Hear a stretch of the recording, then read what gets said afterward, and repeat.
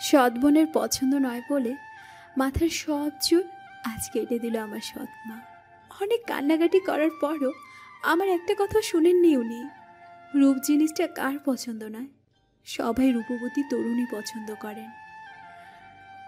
অনেকে চান সুন্দরী হতে, কিন্তু আমার কাছে রূপবতী হওয়া একটা অভিশাপ। নিজের চেহারার জন্য আমি আজ অভিশপ্ত। আমার সৎ মা এবং বোন সব সময় আমার রূপের হিংসা করেন। আমার মাঝে মাঝে মনে হয় ওইসব মেয়েদের মতো আমার মুখেও কেন অ্যাসিড ছুঁড়ে মারে না। চুল কাটা শেষ হয়ে গেলে তরির হাত টান মেরে ফেলে দেওয়া হয় উঠোনের এক কোণে। সৎ মা ও বোন হাসতে হাসতে বাড়ির বাইরে চলে যায়। তরি সেখানেই বসে কাঁদতে থাকে। এই জন্য নয় যে তার চুলগুলো কেটে দেওয়া হয়েছে, সে কাঁদছে যে বাবা বারান্দায় বসে থেকেও কিচ্ছুটি বলল না। তরি গ্রামের একটা নিম্ন মধ্যবিত্ত পরিবারের মেয়ে। কাছের মানুষ বলতে তার কেউ নেই। তরির বয়স 3 কি 4 হতে না হতেই মা কলেরায় আক্রান্ত হয়ে এক রাতের মাঝেই মারা যায়। বাবা সে সময় মেয়ের চিন্তাতেই আরেকটা বিয়ে করে নিয়ে আসেন। তবে কিছুদিন যাওয়ার পর সৎ মায়ের প্ররোচনায় এসে বাবা আস্তে আস্তে বদলাতে শুরু করেন। সৎ মা তরির যত্ন নিতেন না, বিশেষ করে নিজের একটা মেয়ে হওয়ার পর।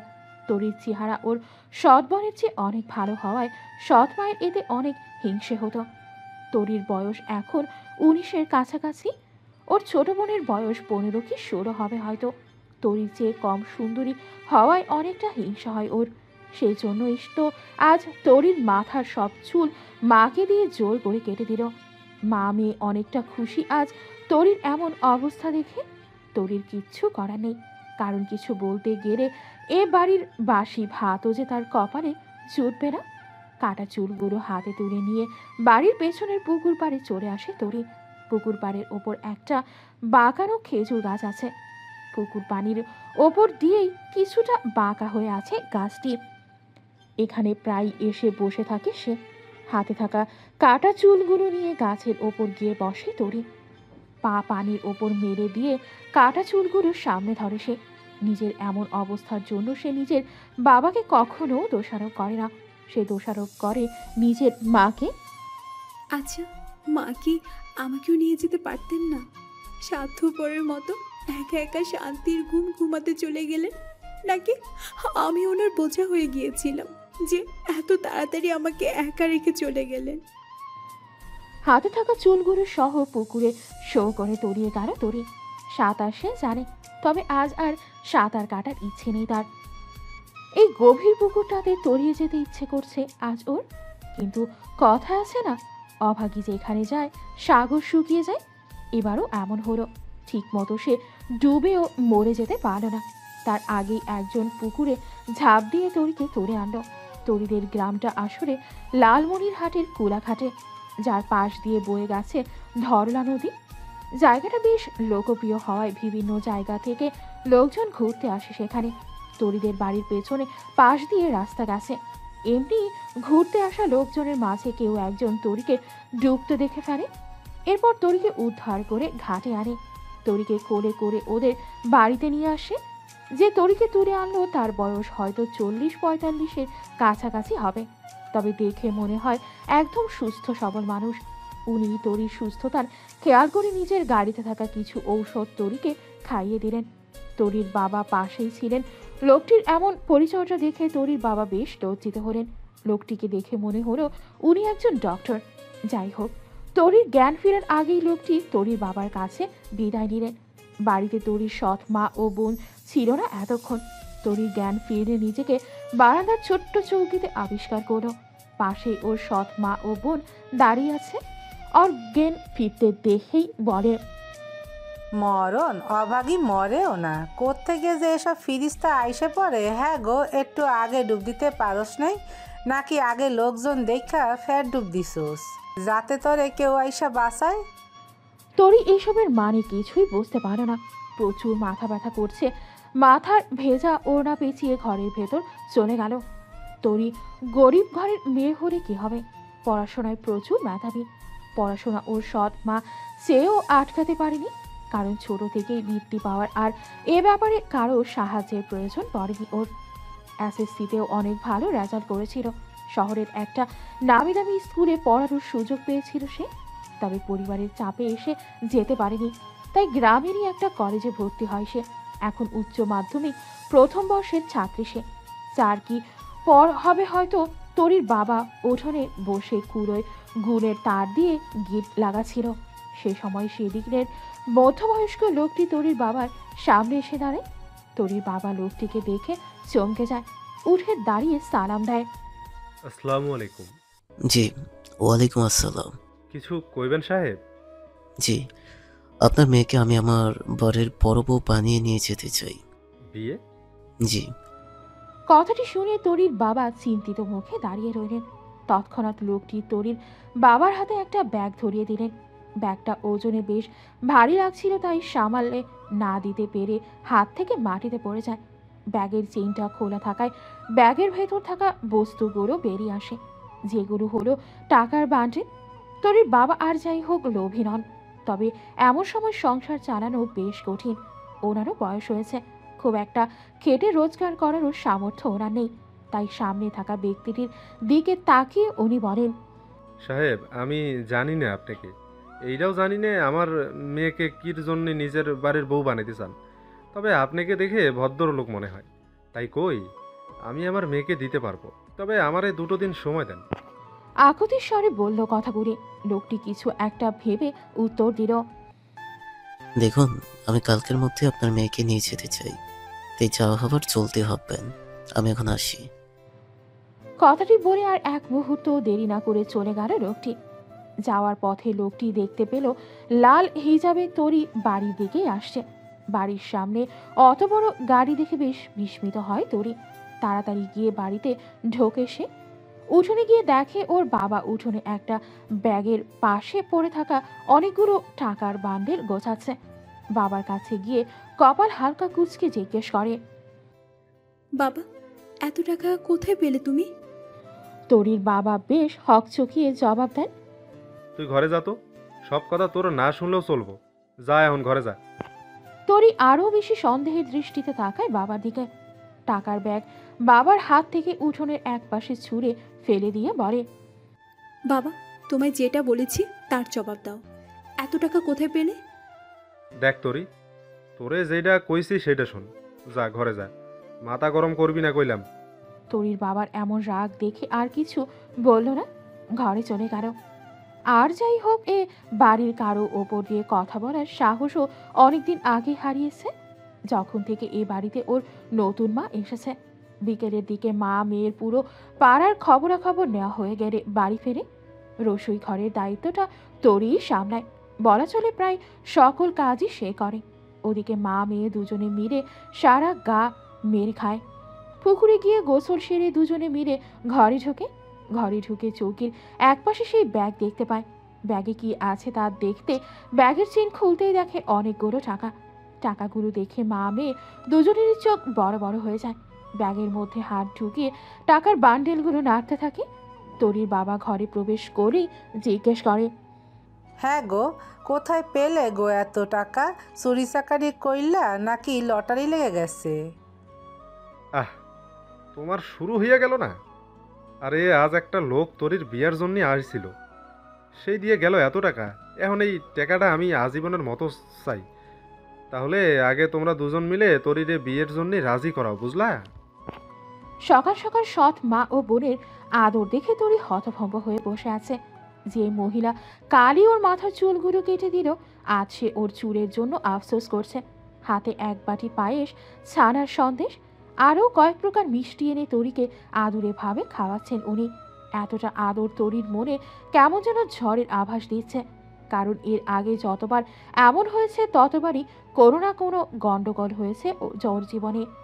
খাওয়া বাদ দিয়ে সৎ মাকে বলে ওঠে তরি, মা, কিছু কি হয়েছে? আমাকে এত আদর যত্ন করছেন? নাটকীয়ভাবে সৎ মা ভরে ওঠে, আর বলিস নে তোরি, আজ তোর বিয়া হইয়া গেলে তো আর আদর করবার পারমু না, তাই জন্যই আজ তোর পছন্দের মিষ্টিগুলান খাওয়াইতে আনলাম রে।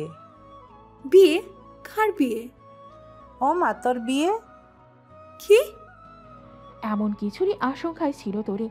অবাক চোখে তাকিয়ে আছে ওর সৎ মায়ের দিকে। ওদিকে বোনও মিটি মিটি হাসছে। নিজেকে প্রচুর বোকা মনে হচ্ছে তরির। এটা ছাড়া এ বাড়িতে আর কি বা আশা করতে পারে ও? এর প্রতিরোধ কখনোই করতে পারবে না সে জানে। এটাও বোঝার বাকি নেই কালকের টাকাগুলো কিভাবে এসেছে। বাকি রইল নিজের বাবার কথা। আচ্ছা, নিজের মেয়েকে তাহলে বিক্রি করে দেওয়াটা খুবই গর্বের ব্যাপার। সব চিন্তা ভাবনা মাথা থেকে দূর করে দিয়ে তরি ওর সৎ মাকে উদ্দেশ্য করে বলে। আমি কোনো বিয়েটিয়ে করতে পারবো না। কথাটি শুনে মুহূর্তের মাঝে ওর সৎ মায়ের মুখ কালো হয়ে গেল। রাগান্বিত স্বরে বলল, বিয়ে করবি না মানে? করবো না, ব্যাস। তোমরা আমায় জোর করতে পারো না। মরণ, তুই বিয়ে করবি না তোর ঘাড় করবে। শোন তরি, আজ তোরে বিয়ে করে নিয়ে যাবি। কোনো গন্ডগোল পাকালে তোর জন্মের শিক্ষা দিয়ে দিব। চল মিলি। তরির সৎ বোনের নাম মিলি। কথাগুলো শরীরে কাটার মতো বিঁধলেও কিচ্ছু করার নেই। সৎ মায়ের স্বভাব সম্পর্কে খুব ভালো করে জানে। যদি ওনার কথা মতো না চলা হয় তাহলে তরির অবস্থা আরও খারাপ করে দিতে পারে। মন চায় পালিয়ে যেতে, কিন্তু তাও করতে পারবে না সে, কারণ অতটা সাহস ওর মাঝে নেই। আর কোথায় বা যাবে ও? কি বা করবে? কোথায় থাকবে? এত কিছুর মাঝে আরও একটা জিনিস ওর মাথায় ঘোরপাক খাচ্ছে। আচ্ছা, কে এত টাকা দিয়ে তাকে কিনে নিল? শেষোক্ত কথাটি মনে করে নিজের অজান্তেই চোখের কোণে জল চলে আসে তরির। পরনে বোরখা ও মাথায় হিজাব পরে নিজের ঘরে বসে আছে তরি। একটু আগেই রেজিস্টার পেপারে সাইন করল সে। এখন চলে যেতে হবে ওর। একদম স্তব্ধ হয়ে বসে আছে সে। যাকে নিজের জীবনটা দলিল করে দিল তাকে দেখা তো দূর, নামটাও জানা হয়নি। একটু পর তরির রুমে সেই মধ্যবয়স্ক লোকটি প্রবেশ করল এবং গম্ভীর গলায় বলল, চল, আমাদের অনেকটা পর যেতে হবে। জমকালো সাজে সাজানো একটি আলিশান রাজপ্রাসাদের মতো বাড়ির সামনে এসে গাড়িটি থামে। সঙ্গে সঙ্গে বাড়ির বাইরে থাকা সিকিউরিটি এসে গাড়ির দুপাশে দরজা খুলে দেয়। এক পাশ থেকে সেই মধ্যবয়সী লোকটি বেরিয়ে আসে। গাড়ি থেকে নেমে অন্য পাশের দরজার কাছে গিয়ে হাত বাড়িয়ে দেন উনি। হাতটাকে পাশ কাটিয়ে গাড়ির ভেতর থেকে বেরিয়ে আসে তরি। এতে লোকটির কিঞ্চিত খারাপ লাগলেও কিছু বলে না। এমন হওয়াটা স্বাভাবিক ছিল। বাড়ির কয়েকজন কাজের লোককে গাড়িতে থাকা ব্যাগ নিয়ে আসতে বললে তরি বারণ করে। আমি আমার ব্যাগ নিজেই উঠাতে পারবো, আমার কারো সাহায্যের প্রয়োজন নেই। বাড়ির বাইরে থেকে যতটা সুন্দর, ভেতর থেকে আরও বেশি সুন্দর। বিভিন্ন রকম শোপিস, আসবাবপত্র, যার বেশিরভাগই অ্যান্টিকের। সবকিছু অনেক সুন্দরভাবে গোছানো। হবেই না কেন? যেখানে বাড়ির এক এক রকমের কাজের জন্য এক একটা করে কাজের লোক রাখা।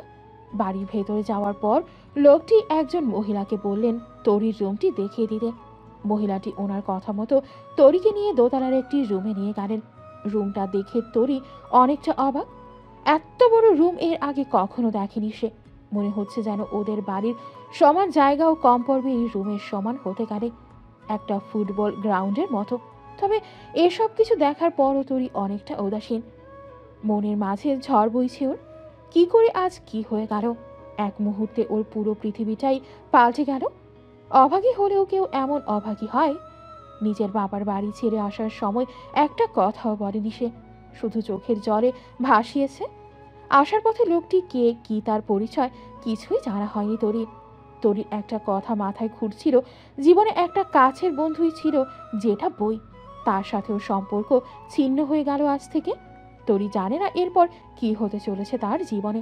অবশ্য জীবন নিয়ে ভাবনা তরি অনেক আগেই ছেড়ে দিয়েছে, কারণ ওর জীবনের তরি যে আগে থেকেই ডুবে রয়েছে। তরির রুমের বিছানা পুরোটা গোলাপ ও গাজরা ফুলে সাজানো। সমস্ত রুমের দেয়ালে গোলাপ ফুল লাগানো। জায়গায় জায়গায় চৌবাচ্চা রেখে তার মাঝে ছোট ছোট মোমবাতি জ্বালিয়ে দেওয়া হয়েছে।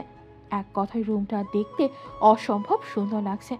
সাথে আসা মহিলাটি তরিকে বাথরুম দেখিয়ে ফ্রেশ হয়ে নিতে বলে এবং আলমারি খুলে একটা গোলাপি রঙের শাড়ি এনে তরির হাতে ধরিয়ে দেয়। হাত মুখ ধুয়ে এটা পরে নিন ম্যাডাম, আমি আপনার খাবার পাঠিয়ে দিচ্ছি। বলেই মহিলাটি চলে যান। তরিরও বেশ খারাপই লাগছিল, তাই বাথরুমে গিয়ে ফ্রেশ হয়ে শাড়িটা পরে নেয়। মাথার চুলগুলো না থাকার পরেও তরিকে দেখতে মাশাআল্লাহ লাগছে, কারণ এমনিতেও সে প্রচুর সুন্দরী, বলা চলে রূপের তরি। তবে নিজেকে কখনো সুন্দরী তালিকায় রাখতে চায় না সে। যতটা পারে নিজেকে সবার থেকে গুটিয়ে রাখার চেষ্টা করে। কিছুক্ষণ পর একজন সার্ভেন্ট এসে তরির রুমে খাবার দিয়ে যায়। খাবারের প্রতি বেশ একটা ঝোঁক নেই ওর, তাই কিছু না খেয়েই বিছানায় গিয়ে বসে পড়ল সে।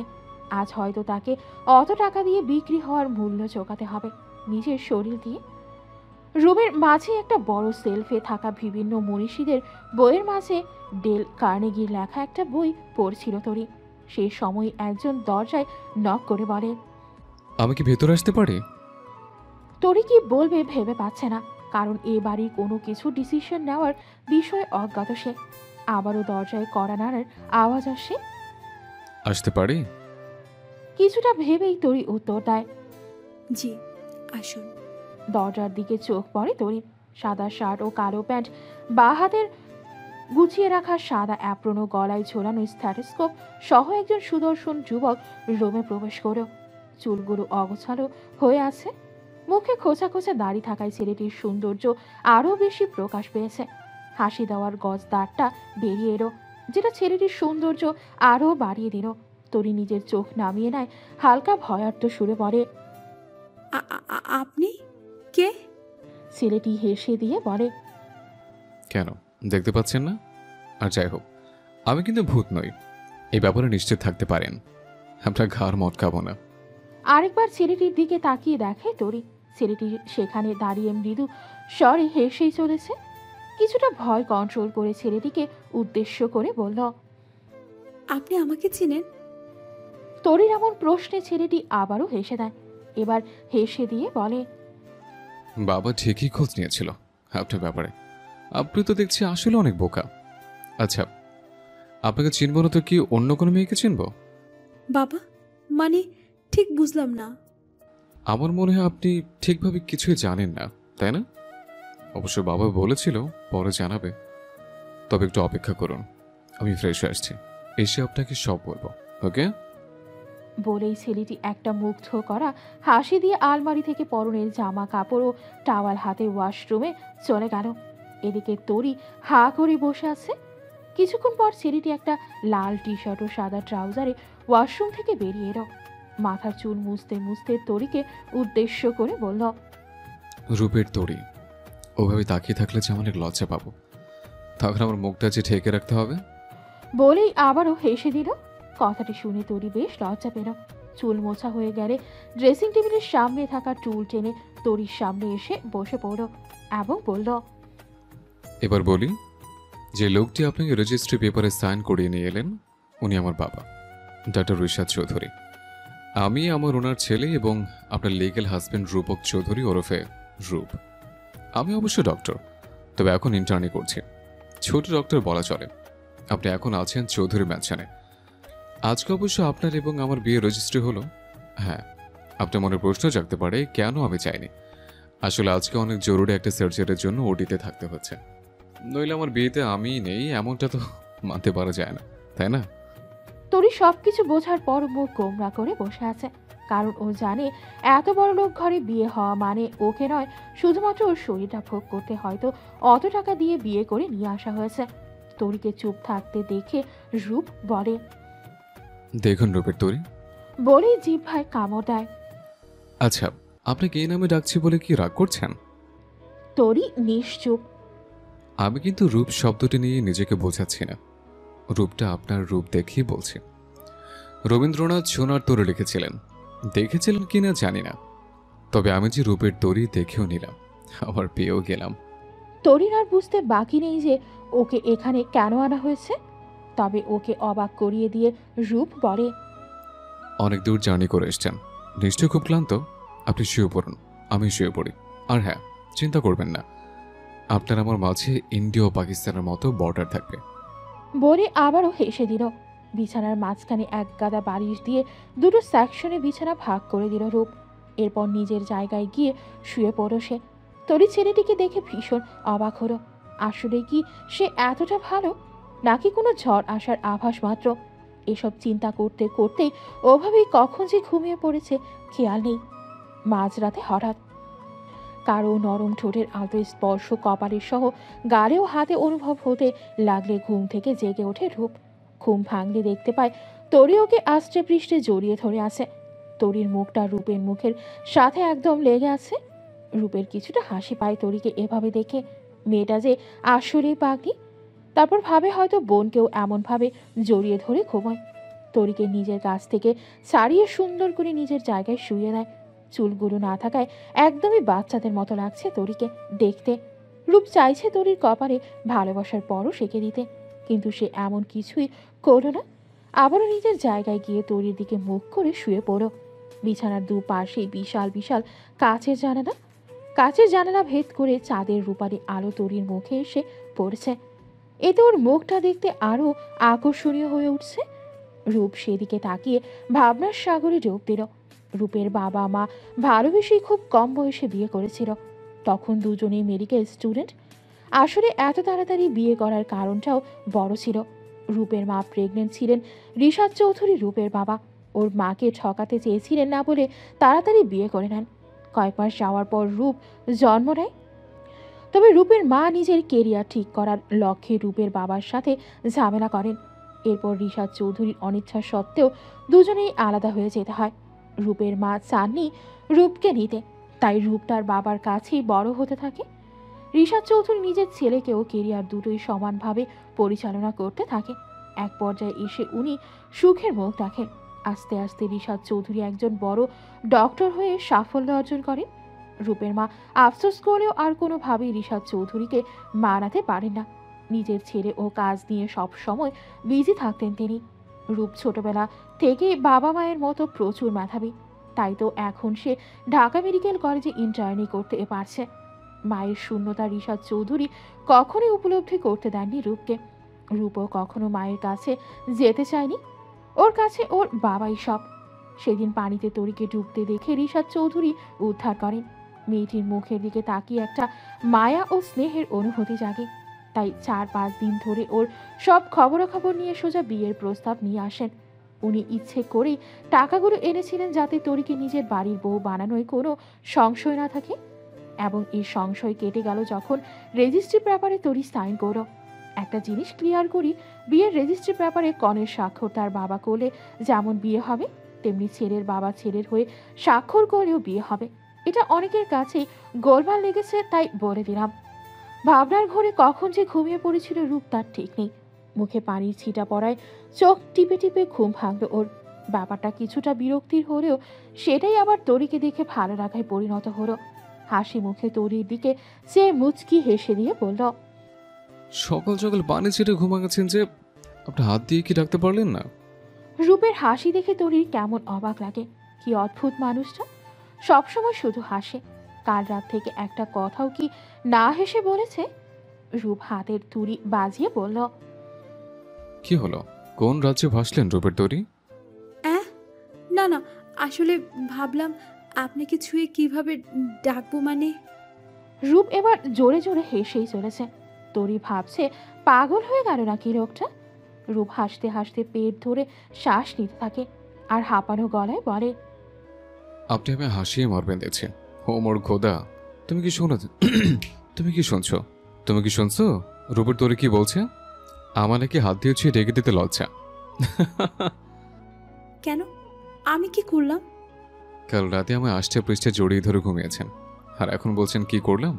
তরির দিকে বাঁকা চোখে তাকিয়ে তরি কাল রাতে এমন কিছুরই ভয় ছিল।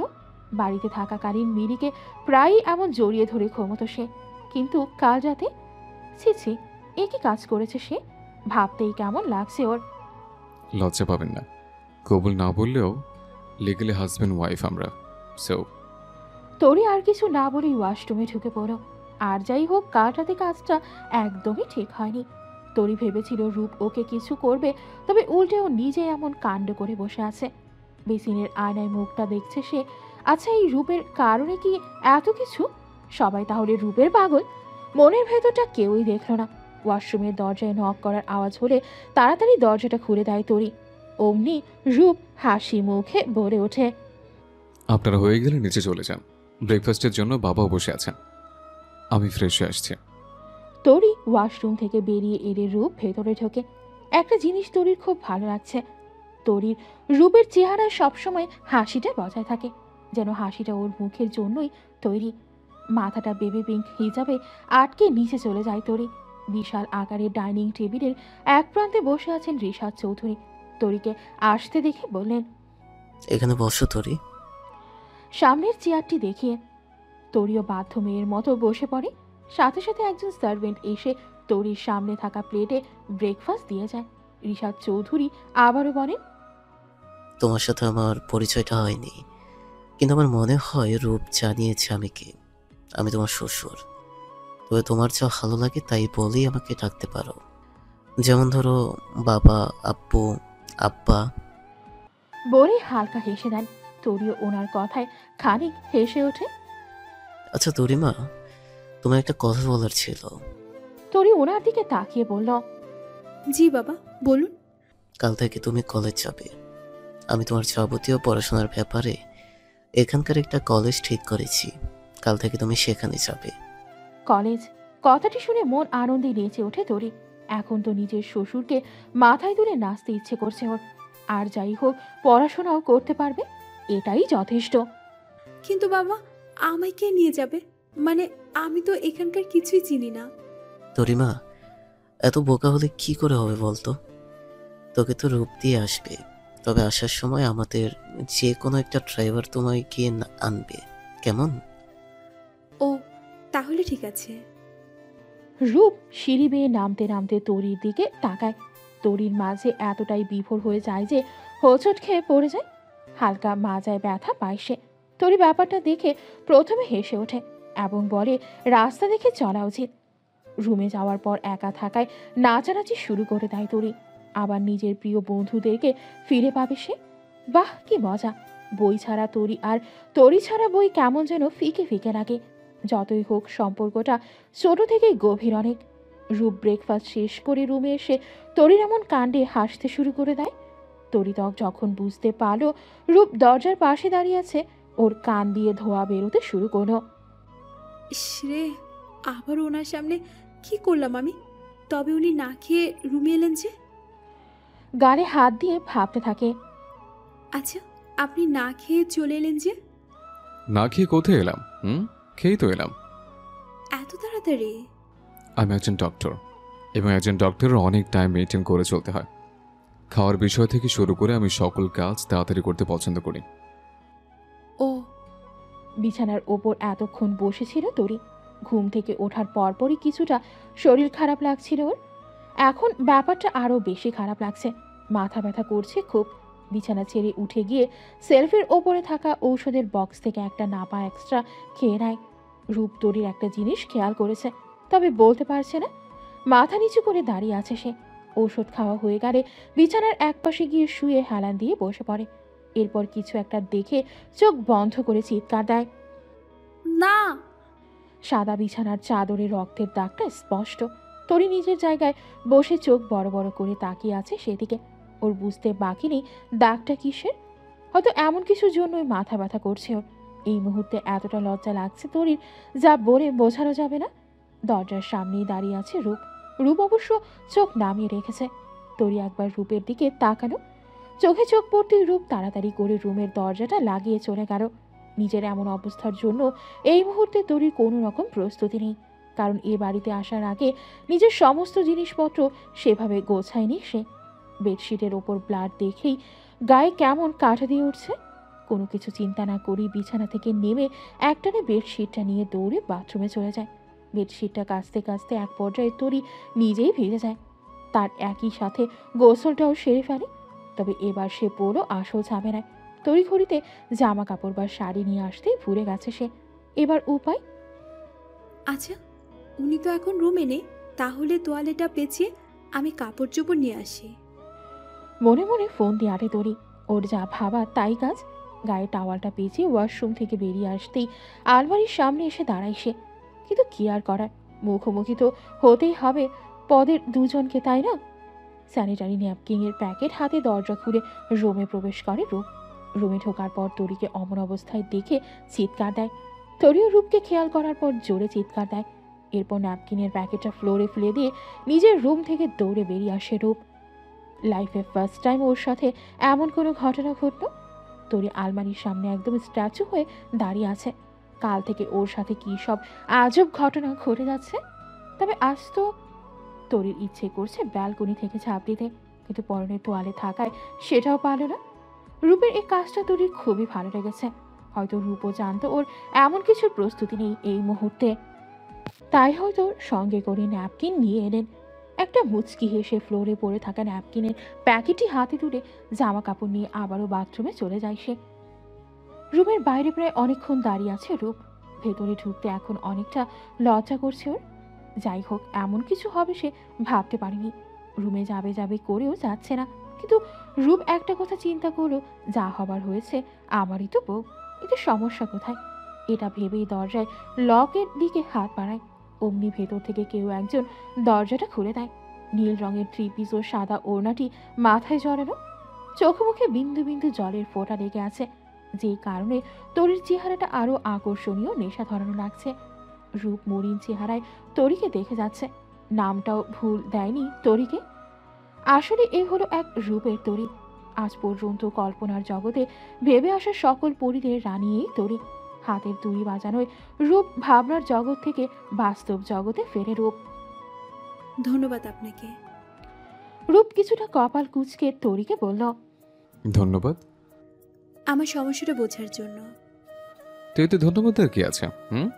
আমি এমনিতেই এমন সব ছোটখাটো কাজ করে থাকি। কোমরে হাত রেখে বুক ফুলিয়ে বলল রূপ। তরি হেসে দিল, এ কি হৃদয় জুড়ানো হাসি। তরির হাসি দেখে রূপের পালস রেট বেড়ে যাচ্ছিল।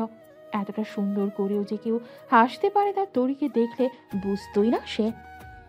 আচ্ছা হয়েছে, আর শুনুন, এভাবে হাসবেন না প্লিজ। করুণ ভাবে তরিকে বলল রূপ। তরি ঠোঁট উল্টে চোখ গোল গোল ঘুরিয়ে বলল, কেন? হাসলে কি আপনার কানে সমস্যা হবে? রূপ মনে মনে উত্তর দিল, তুমি কি করে বুঝবে আমার রূপের তরি?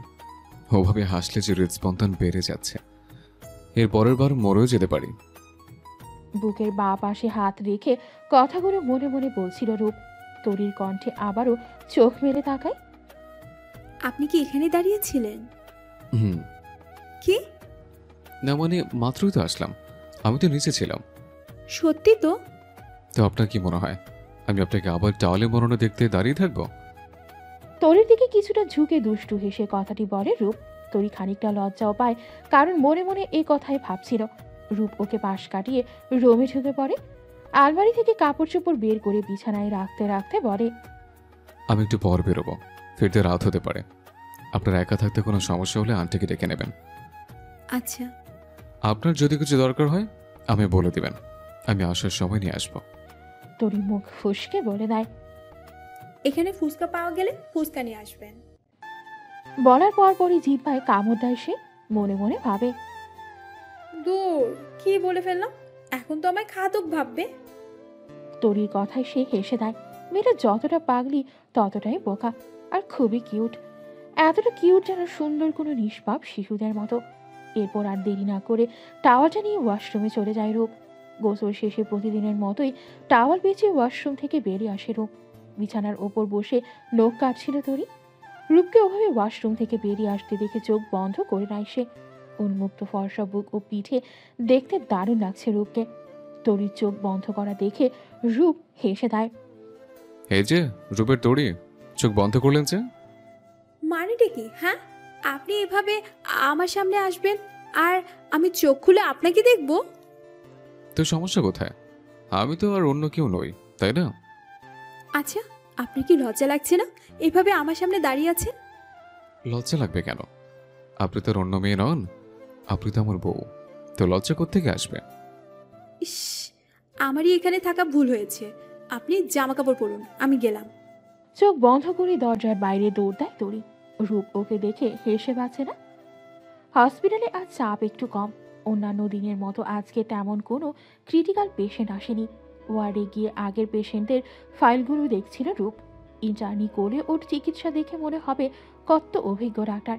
তাই তো বড় বড় ডাক্তাররা সার্জারি বা বড় কোনো অপারেশন করতে গেলে রূপকে সাথে রেখে কাজ করেন। হসপিটাল বা পেশেন্ট সংক্রান্ত কোনো বিষয় হলে রূপের অন্য কোনো দিকে খেয়াল থাকে না। ফাইলগুলো দেখার মাঝে এতটাই বিভোর ছিল যে পেছন থেকে একজন ডেকে যাচ্ছে তার টেরই পায়নি সে। ওয়ার্ডের দরজার পাশে গালে হাত দিয়ে দাঁড়িয়ে আছে মৃধা। মৃধা বলে চলে রূপের বেস্ট ফ্রেন্ড। ওরা দুজনে মেডিকেল কোর্স একসাথে কমপ্লিট করেছে, এখন পর্যন্ত একসাথে আছে দুজনে। এমন বন্ধুত্ব আজকাল খুব কমই দেখা যাবে। তবে রূপের বিয়ের ব্যাপারটা এখনও জানে না সে, কারণ তড়িঘড়িতে বিষয়টা বলা ওঠা হয়নি। এত ডাকার পরও যখন উত্তর দিল না, তখন পেছন থেকে এসে মাথায় একটা বাড়ি মেরে দিল মৃধা।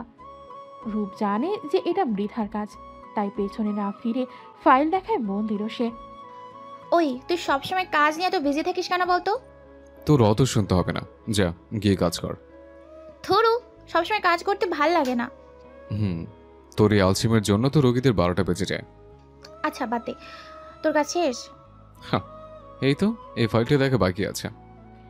লাস্ট ফাইলটি দেখা হয়ে গেলে মৃধাকে বলে, এবার বল। চল ক্যান্টিনে যাই। ও চল, তোকে কিছু বলবো। কালই বলতাম, কিন্তু খেয়াল ছিল না। চিন্তিত মুখ দুজনে মিলে ক্যান্টিনে চলে যায়। মৃধা ভ্রু নাচিয়ে জিজ্ঞেস করে, হ্যাঁ রে, কি এমন বলতে চাইলি? নাকি যা যা নিয়ে বিয়ে টিয়ে করে ফেললি? কথাটি বলে হাসতে হাসতে থাকে মৃধা।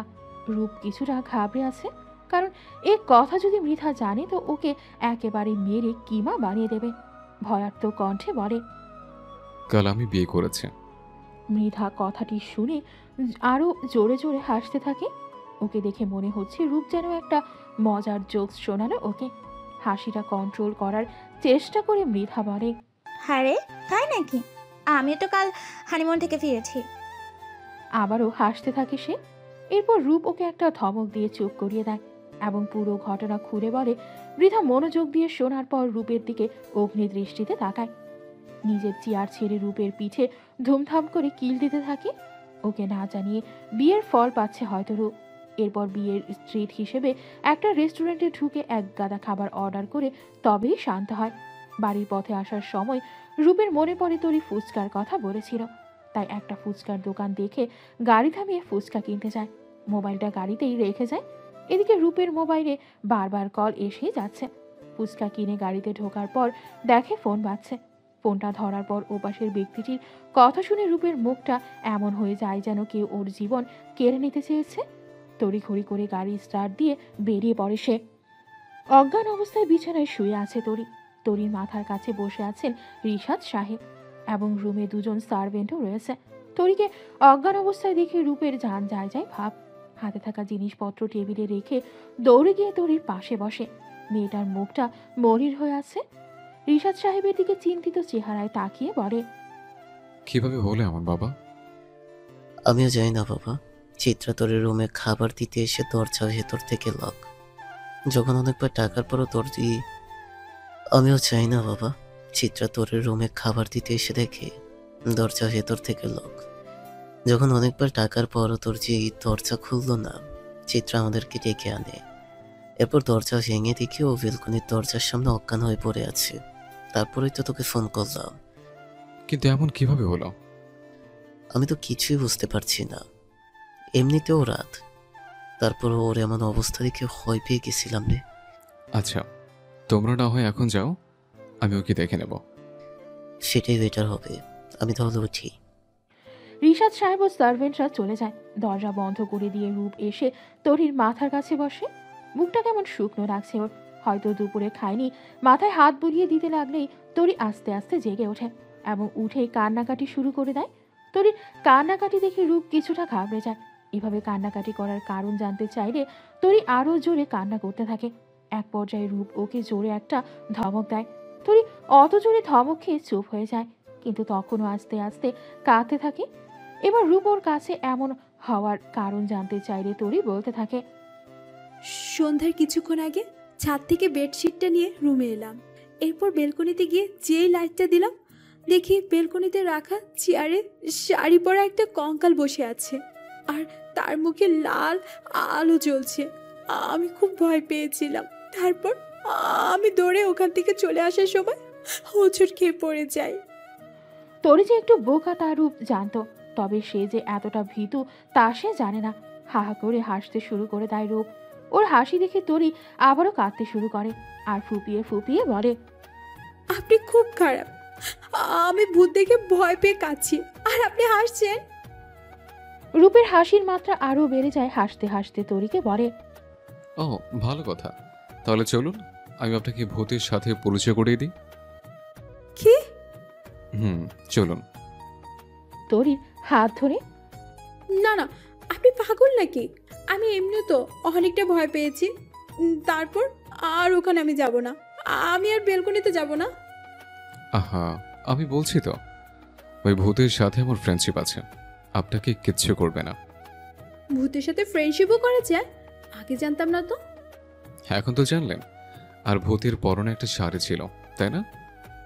হ্যাঁ, আপনি কিভাবে? ওই শাড়িটা আমি ওকে গিফট করেছি। আপনার মাথা ঠিক আছে? কি আবল তাবল বকছেন? আবল তাবল? তাহলে চলুন, সব বুঝতে পারবেন। তরি যেতে না চাইলেও রূপ ওকে জোর করে টেনে ব্যালকনিতে নিয়ে যায়। এখনো কঙ্কালটাকে ওখানে বসে থাকতে দেখে কান্না শুরু করে দেয় তরি। মিট মাই ফ্রেন্ড কঙ্কাল রানী। এবং কঙ্কাল রানী, এটা আমার ওয়াইফ রূপের তরি। সো এখন বলুন, কেমন লাগলো আমার ফ্রেন্ডকে?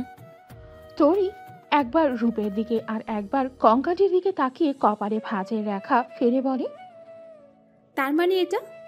জি হ্যাঁ, রূপের তরি। এটা কোনো ভূত নয়, এটা একটা সাধারণ কঙ্কাল, তবে আমার কাছে অসাধারণ। এই কঙ্কালটি দিয়েই মেডিকেল কোর্স শেষ করেছি আমি। অতটা স্পেশাল কিছুও নেই। এটা একটা মেয়ে কঙ্কাল, তো এভাবে শাড়ি পরিয়ে রেখেছে। আসলে বেলকনিতে একা বসে থাকতে ভালো লাগতো না, তাই এই কঙ্কালটি সাজিয়ে রাখা। আচ্ছা, আপনার মাথায় কি বুদ্ধি শুদ্ধি নেই? এভাবে একটা কঙ্কাল রেখেছেন, তারপরও এমনভাবে সাজিয়েছেন যে কেউ দেখলে ভয় পেয়ে যাবে। আমিও অনেকটা ভয় পেয়েছিলাম। চেঁচিয়ে কথাগুলো বলে তরি। ওকে ওকে, আজ থেকে সরিয়ে দিয়েছে, আর এটা এখানে রাখবো না। এবার হ্যাপি? তরি রাগে মুখ ফুরিয়ে কিছু না বলে রুমে চলে যায়। এরপর রিশাদ সাহেব, রূপ ও তরি একসাথে ডিনার শেষ করে। তরি খাওয়া দাওয়া শেষে রুমে চলে আসে। রূপ জানে যে তরি রাগ করে আছে। বিছানার মাঝখানে এক গাদা বালিশ দিয়ে নিজের জায়গায় শুয়ে পড়ে তরি। একটু পর রূপ রুমে আসতে দেখে একদম বাচ্চাদের মতো গুটিসুটি মেরে শুয়ে আছে তরি। দরজাটা লাগিয়ে রূপও নিজের জায়গায় গিয়ে শুয়ে পড়ে। মাঝরাতের দিকে দাঁত কড়মড় করার আওয়াজে রূপের ঘুম ভেঙে যায়। এমনিতেও ওর ঘুম অনেক হালকা। ল্যাম্পের সুইচটা দিয়ে পাশে তাকায় রূপ, দেখে তরি ঠান্ডায় কাঁপছে। ওর মাথায় হাত রেখে দেখে গা গরমে পুড়ে যাচ্ছে। রূপ মনে মনে চিন্তা করলো, পাগলি তাহলে আসলে অনেক ভয় পেয়েছে, নইলে এত জ্বর আসতো না। এরপর রূপ উঠে গিয়ে একটা বাটিতে পানি ও নিজের রুমাল নিয়ে আসে এবং সেগুলো দিয়ে তরির কপালে জলপট্টি দিতে থাকে। এভাবে সারা রাত তরির মাথার কাছে বসে সব কিছুই করে, জ্বর কমানোর জন্য যা যা করতে হয়। যখন তরির জ্বর কমে গেল, এক পর্যায়ে তরির পাশে ঘুমিয়ে পড়ে রূপ। সকালবেলা তরি ঘুম থেকে উঠে দেখে রূপ ওকে জড়িয়ে ঘুমিয়ে আছে। রূপকে এভাবে দেখে তরির কিছুটা ভয় পেয়ে যায়। রূপ ওকে খারাপ কিছু। তরি তাড়াতাড়ি করে বিছানা ছেড়ে উঠে একটা চিৎকার দেয়। তরির চিৎকার শুনে রূপের ঘুম ভেঙে যায়। ধরফরিয়ে ঘুম থেকে উঠে তরিকে জিজ্ঞেস করে, আপনি ঠিক আছেন? ঠিক আছেন মানে? আপনি আমায়? কি আপনাকে? আপনাকে তো আমি ভালো মানুষ ভেবেছিলাম, কিন্তু আপনি যে এমন তা জানতাম না। ছি! আমি কি করেছি বলবেন তো? আপনি আমাকে ওভাবে? ছি! আমার তো বলতেও লজ্জা লাগছে। দেখুন, আপনি হয়তো ভুল কিছু নিয়ে কথা বলছেন। আমি নিজের চোখে দেখেছি, আর আমি ভুল বলবো? রূপ বুঝতে পারছে না কেন তরি এমন করছে, তবে এটা নিয়ে ও শিওর কোনো খারাপ কিছু সে করেনি তরির সাথে। হয়তো তরির পাশে ঘুমিয়ে যেতে পারে, কারণ রাত জাগা হয়েছে কাল। দেখুন, আপনি আমার থেকে 10 হাত দূরে দূরে থাকবেন। এসব নিয়ে কোনো ঝামেলা না করাই ভালো বলে মনে করে রূপের, তাই হাসি মুখে জবাব দেয়, ঠিক আছে, এখন ফ্রেশ হয়েও রেডি হয়ে নিন, আপনার কলেজে আজ প্রথম দিন। কথাটি বলে বিছানা ছেড়ে উঠে যায় রূপ। রূপের এমন জবাবের প্রতি উত্তরে কি বলা উচিত তরির তা সে জানে না, তবে ওর কাছে মনে হয় মানুষটা খুবই অদ্ভুত। এখন যেহেতু তরি ওকে বলে দিয়েছে দূরে দূরে থাকতে, সেহেতু আর কোনো চিন্তা নেই। এখন কলেজ যাওয়ার প্রস্তুতি নিতে হবে ওকে। ফ্রেশ হয়ে সকালে নাস্তা শেষে রুমে আসে তরি।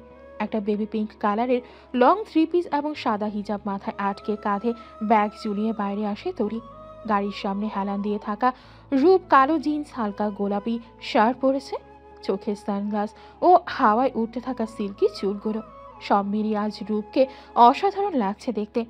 তরি রূপের দিকে একবার তাকিয়ে অন্যদিকে চোখ ঘুরিয়ে নেয়। তরিকে দেখে রূপ একটা মুচকি হাসে। গাড়ির সামনের সিটের দরজাটা খুলে দেয় তরির জন্য। তরি সেদিকে না গিয়ে পেছনের সিটের দরজা খুলতে থাকে, কিন্তু দরজাটা খুলতে অক্ষম হয় সে। তাই উপায় না পেয়ে রূপের পাশের সিটেই বসতে হয় ওকে। মুখ ফুরিয়ে বসে আছে তরি। রূপ সেদিকে একবার খেয়াল করে গাড়ি স্টার্ট করে দেয়। গাড়িতে কেউ কারোর সাথে কথা বলে না।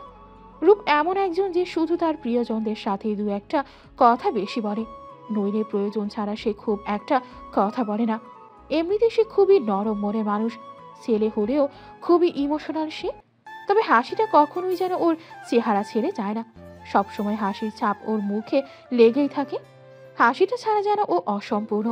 কিছুক্ষণ পর ওরা কলেজের গেটের সামনে এসে পৌঁছে। গাড়িটা পার্ক করে দুজনেই নেমে পড়ে গাড়ি থেকে। কলেজের ভেতরে ঢুকতে গেলে তরির সাথে সাথে রূপও যায়। এটা দেখে তরি বলে, কি ব্যাপার, আপনি কেন আসছেন? কেন আবার? আপনার ক্লাসরুম ও বাকি সবকিছু বুঝিয়ে দিই, চলুন। আমি গ্রামের মেয়ে, তবে পড়ালেখা তো জানি, তাই না? আমি নিজে দেখেও চিনে নিতে পারবো। কিন্তু আপনি... কোনো কিন্তু না, আপনি যান।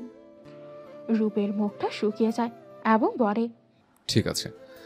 এটা বলার পর রূপ যেখান থেকে চলে আসে, তরি একটা লম্বা নিঃশ্বাস ফেলে সামনের দিকে হাঁটা দেয়। কলেজটা এতটা বড় ও গোলক ধাঁধার মতো যে তরি কিছুতেই কিছু বুঝে উঠতে পারছে না। রূপকে যেতে বলে এখনো নিজেই বিপদে পড়েছে বলে মনে হচ্ছে। কয়েকজন মেয়েকে দাঁড়িয়ে থাকতে দেখে সেখানে যায় তরি। আসসালামু আলাইকুম আপুরা, আমাকে একটা হেল্প করবেন প্লিজ? আমি কলেজে আজ নতুন, আমার ক্লাসরুমটা খুঁজে পাচ্ছি না, একটু দেখিয়ে দিবেন আমায়? মেয়েগুলো তরির দিকে তাকিয়ে একবার পরস্পরের দিকে তাকায় এবং সবাই মিলে হাসি মুখে বলে, হ্যাঁ হ্যাঁ অবশ্যই, চলো চলো। বলে তরিকে নিয়ে যায় ক্লাসরুমের দিকে। দোতলার একেবারে শেষের রুমটায় নিয়ে পৌঁছে ওরা। তরিকে ভেতরে ঢুকতে বলে ওরা চলে যায় সেখান থেকে। তরি ওদের কথা মতো ক্লাসের ভেতরে ঢুকে পড়ে, কিন্তু পেছন থেকে কেউ তরির হাত টান দেয়। এতে পড়ে যেতে নিলে কেউ ওকে ধরে ফেলে। যে ব্যক্তিটি ওকে ধরেছে তার দিকে তরি এক দৃষ্টিতে তাকিয়ে আছে, কারণ সে রূপ। তরির চোখের সামনে বা হাত দিয়ে তরি বাজায়। এতে তরি কিছুটা লজ্জা পায় ওভাবে তাকিয়ে থাকার জন্য। কিছুটা রেগে রূপকে প্রশ্ন করে, এভাবে কেন টান দিলেন? আমার হাতে খুব লেগেছে। ইস, আপনাকে এখানে কারা নিয়ে এলো? সে কি কথা? এটা তো আমার ক্লাসরুম, কয়েকটা মেয়ে আমায় এখানে দিয়ে গেল, কিন্তু আপনি এখনো যাননি। আমি যাব কি না যাব আপনাকে ভাবতে হবে না। অ্যান্ড বাই দ্য ওয়ে, আপনার ক্লাসরুম নিচতলার শেষের রুমটা, এটা নয়। কি? হ্যাঁ, ওই মেয়েগুলো হয়তো আপনার সাথে মজা করেছে। হতেও পারে। রূপ ও তরির রুমটার সামনে দাঁড়িয়ে কথা বলছিল। একটু পরে রুম থেকে 4-5 জন ছেলে বেরিয়ে যায়। ছেলেগুলোকে দেখে মনে হয় খুব একটা সুবিধা নয়। ওদের রুম থেকে চলে যাওয়া দেখে তরি চোখ বড় বড় করে তাকিয়ে আছে। তরি এখন বুঝ আসতো কেন মেয়েগুলো ওকে এখানে রেখে গিয়েছিল। রূপের দিকে তাকিয়ে ছলছল চোখে বলে, সরি। কেন? আমি চলে গেলে ভালো হতো, তাই না? কিছুটা হাসির ছাপ মুখে নিয়ে, দয়া করে ওভাবে বলবেন না, আমার ভুল হয়ে গেছে, মাফ করে দিন প্লিজ। হিজাবের ওপর দিয়েই কান ধরে। এভাবে বললে করবো না, আমার একটা শর্ত আছে। কি শর্ত? আমার বন্ধু হতে হবে। ও, এই শর্ত? আমি তো রাজি। তরির আগে হাত বাড়িয়ে দেয় রূপের দিকে। রূপ আস্তে করে তরির কোমল হাতটি ধরে। একসাথে ক্লাসের সামনে এসে দাঁড়ায়। তরি রূপের দিকে হাসি মুখে তাকিয়ে বিদায় দিয়ে ক্লাসরুমে ঢুকে পড়ে। তরি রুমে ঢুকে গেলে রূপও চলে আসে সেখান থেকে। এটা ভেবে সে খুবই খুশি। আর যাই হোক, ফ্রেন্ডশিপ তো হলো, এখন নিজের কাছেই খারাপ লাগছে তরি। কত কথা আজ সকালে ওনাকে শোনালো সে মনে মনে বলছে। যদি আজ উনি চলে যেতেন তাহলে আমি আর নিজের মাঝে ফিরতেই পারতাম না। ক্লাসরুমে ঢোকার পর সে দেখে তখনকার মেয়েগুলো সামনের সিটগুলো ছেড়ে পেছনে গিয়ে বসে আছে। রাগে ক্ষোভে ওদের সামনে গিয়ে বলতে থাকে, আপনারা তো খুব বজ্জাত দেখছি, একটু সাহায্য কি চাইলাম, উল্টে আপনারা আমায় বিপদে ফেলতে চাইলেন। ক্লাসে থাকা সবাই তরির দিকে অবাক চোখে তাকিয়ে আছে এবং তরি যে মেয়েগুলোকে উদ্দেশ্য করে কথাগুলো বলল তারা তরিকে চোখ দিয়ে ঘিরে খাচ্ছে। যখন মেয়েগুলোর কেউই আর কথা বলল না, তরি পেছন ফিরে চলে আসতে নেয়। সামনে আর যেতে পারে না ও। একদল ছেলেরা দাঁড়িয়ে আছে তরির দিকে রক্তচক্ষু নিয়ে। ওদের মাঝে একটা ছেলে বলে ওঠে, তোমার সাহস তো কম না মেয়ে, আমাদের ক্লাসরুমে এসে আমাদের ফ্রেন্ডকে কথা শোনানো হচ্ছে। কথাগুলো শুনে তরির রাগ হয়ে যায়, সাথে সাথে জবাব দেয় সে, ও সাহায্য চাইলে আমাকে ভুলভাল জায়গা দেখাবে আর আমি মনে হয় তার সেবা করব। হুম, যা করেছি বেশ করেছি। পরের বার আমার সাথে এমন কোনো মজা করলে আবারও বলবো। হা, হাসছে কোন নাটকের গুরু। ছেলেগুলোকে দেখে মনে হচ্ছে পালে তরিকে চিবিয়ে খায়, কিন্তু কিছু করার আগেই রুমে স্যার ঢুকে পড়ে। তরি তাড়াতাড়ি সামনের একটা সিটে বসে পড়ে। মনোযোগ দিয়ে পুরোটা ক্লাস করার পর ক্লাসরুম ছেড়ে চলে আসতে নাই তরি। তখনই ওই মেয়েগুলো তরিকে চেপে ধরে। ওদের মাঝে একটা মেয়ে বলে ওঠে, খুব তো বড় বড় কথা বলেছিলি, তোর সাহস কি করে হয় আমাদের মুখের উপর কথা বলার? জানিস আমি কে? আমার বাবা এই কলেজের ফাউন্ডার। তোর কি হাল করতে পারি তা তোর জানা নেই। এখন চল চুপচাপ ক্ষমা চা। তরি কিছু একটা ভেবে মেয়েটিকে সরি বলে রুম থেকে বেরিয়ে এলো। রূপ ওদের ড্রাইভারকে বলেছিল ও নাও আসতে পারে তরিকে নিয়ে, তাই আগে থেকেই তরির জন্য গাড়ি এসে রয়েছে। তরি সকাল সকালে বাড়ি ফিরে। সন্ধ্যায় বাড়ি ফেরার পর বাড়ির ভেতর পুরোটা ফুল দিয়ে সাজানো দেখে রূপ। দেখা যায় রিশাদ সাহেব এসব কিছুর দিক নির্দেশনা দিচ্ছেন। বাবার কাছে গিয়ে রূপ হাসি মুখে জিজ্ঞেস করে, এসব কি হচ্ছে বাবা? কোন পার্টি? কোনো পার্টি বা অন্য কোনো ফাংশন? আমি তো জানি না। আসলে ভাবলাম তোর আর তোর বিয়েটা তো হলো, তা আবার তুই ছিলি না, আর তোদের বিয়েটা পড়ানো বাকি ছিল, তাই আর কি আজ ভাবলাম বাকি কাজটা সেরে ফেলি। কিন্তু বাবা, তুমি তো চেয়েছিলে বিষয়টা পরে করতে, তাহলে হঠাৎ আজ? পরে কি হবে না হবে তার কোনো কিছুই বুঝতে পারি না, তাই না? তাই ভাবছি জলদি জলদি সব সেরে ফেলাটাই বুদ্ধিমানের কাজ হবে। ঠিক, কিন্তু তোরই জানে? আরে ওই কি? ভ্রু কুচকে রিশাদ সাহেবের দিকে তাকিয়ে, আরে ও তো জানে না, তবে তুই বল, সেটাই বেটার হবে। ওকে। এই বলে সিঁড়ি বেয়ে নিজের রুমে চলে যায় রূপ। দরজায় নক করার পর ভেতর থেকে আওয়াজ আসে, জি আসুন।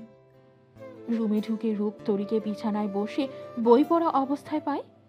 আজ কি ফুসকা আনেননি? সরি, একদম ভুলে গেছে। তবে হ্যাঁ, কাল শিওর নিয়ে আসবো। ও হ্যাঁ, নতুন কলেজ কেমন লাগলো? আর কলেজ থেকে কখন এসছেন? অনেক ভালো লাগলো।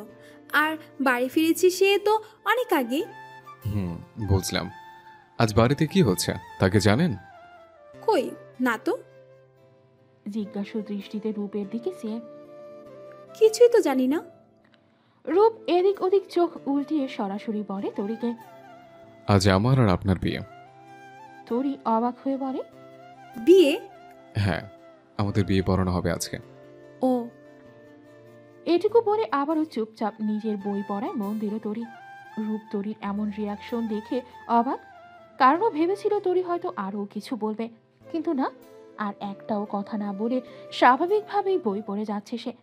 রূপ অত শত না ভেবে ফ্রেশ হতে চলে গেল সে। রাত 8টার দিকে বই পড়ানোর জন্য কাজে এসে চৌধুরী ম্যানশনে পৌঁছালো। হালকা কিছু লোকজনদের সমাগম হলো বাড়িতে। সাদা শার্টের ওপর কালো কোট ও কালো প্যান্টে রূপকে দারুণ লাগছে। নিজেকে পারফেক্ট লাগছে কিনা তা আয়নায় দেখছে রূপ। এর মাঝে ওয়াশরুম থেকে বেরিয়ে এলো তরি। লাল এবং কালোর মিশ্রণে একটা শাড়ি ও মাথায় কালো রঙের হিজাব। বেরিয়ে এসে রূপের দিকে হা করে তাকিয়ে বলছে সে, আপনিও কালো পড়েছেন? বাহ। ও, হোয়াট আ কোইন্সিডেন্স। আমিও তো তাই ভাবছি। আচ্ছা, ভাবাভাবির পর্ব শেষ করুন, চলুন নিচে চলুন, নইলে বাবা আপনাকে কিছু না বললেও আমায় আসতেও রাখবে না। ঠিক আছে চলুন। বিয়ের বাকি কাজ ভালোভাবেই শেষ হয়ে যায়। এরপর খাওয়া দাওয়া, হালকা গল্পগুজব করে সবাই চলে যান। নিজের রুমে এসে জামা কাপড় চেঞ্জ করে ক্লান্ত শরীর নিয়ে শুয়ে পড়ে রূপ। আজ অনেকটাই ক্লান্ত সে। রূপকে দেখে তরি বলে, এই যে আপনি তো আমার জায়গায় নিয়ে শুয়ে পড়লেন।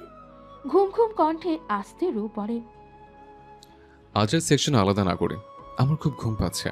আপনি প্লিজ আজকের মতো অ্যাডজাস্ট করুন, কাল থেকে না হয় বর্ডার দিয়ে শোবো। তরি আর কিছু না বলে চেঞ্জ করে নেয়। এরপর বিছানার সামনে সোফায় গিয়ে নিজের ক্লাসের একটা বই খুলে বসে পড়ে। কিছু সময়ের মাঝেই রূপ গভীর ঘুমে বিভোর হয়ে যায়। বইয়ের পাতার উপর থেকে চোখ খুলে রূপের দিকে তাকায় তরি। একটা মুচকি হেসে বইটা বন্ধ করে ধীর পায়ে রূপের মাথার কাছে গিয়ে বসে সে। ভালো করে পর্যবেক্ষণ করার পর সে দেখলো আসলেই রূপ গভীর ঘুমে। এবার সে তার ডান হাতটা রূপের মাথার চুলে ডুবিয়ে দেয়।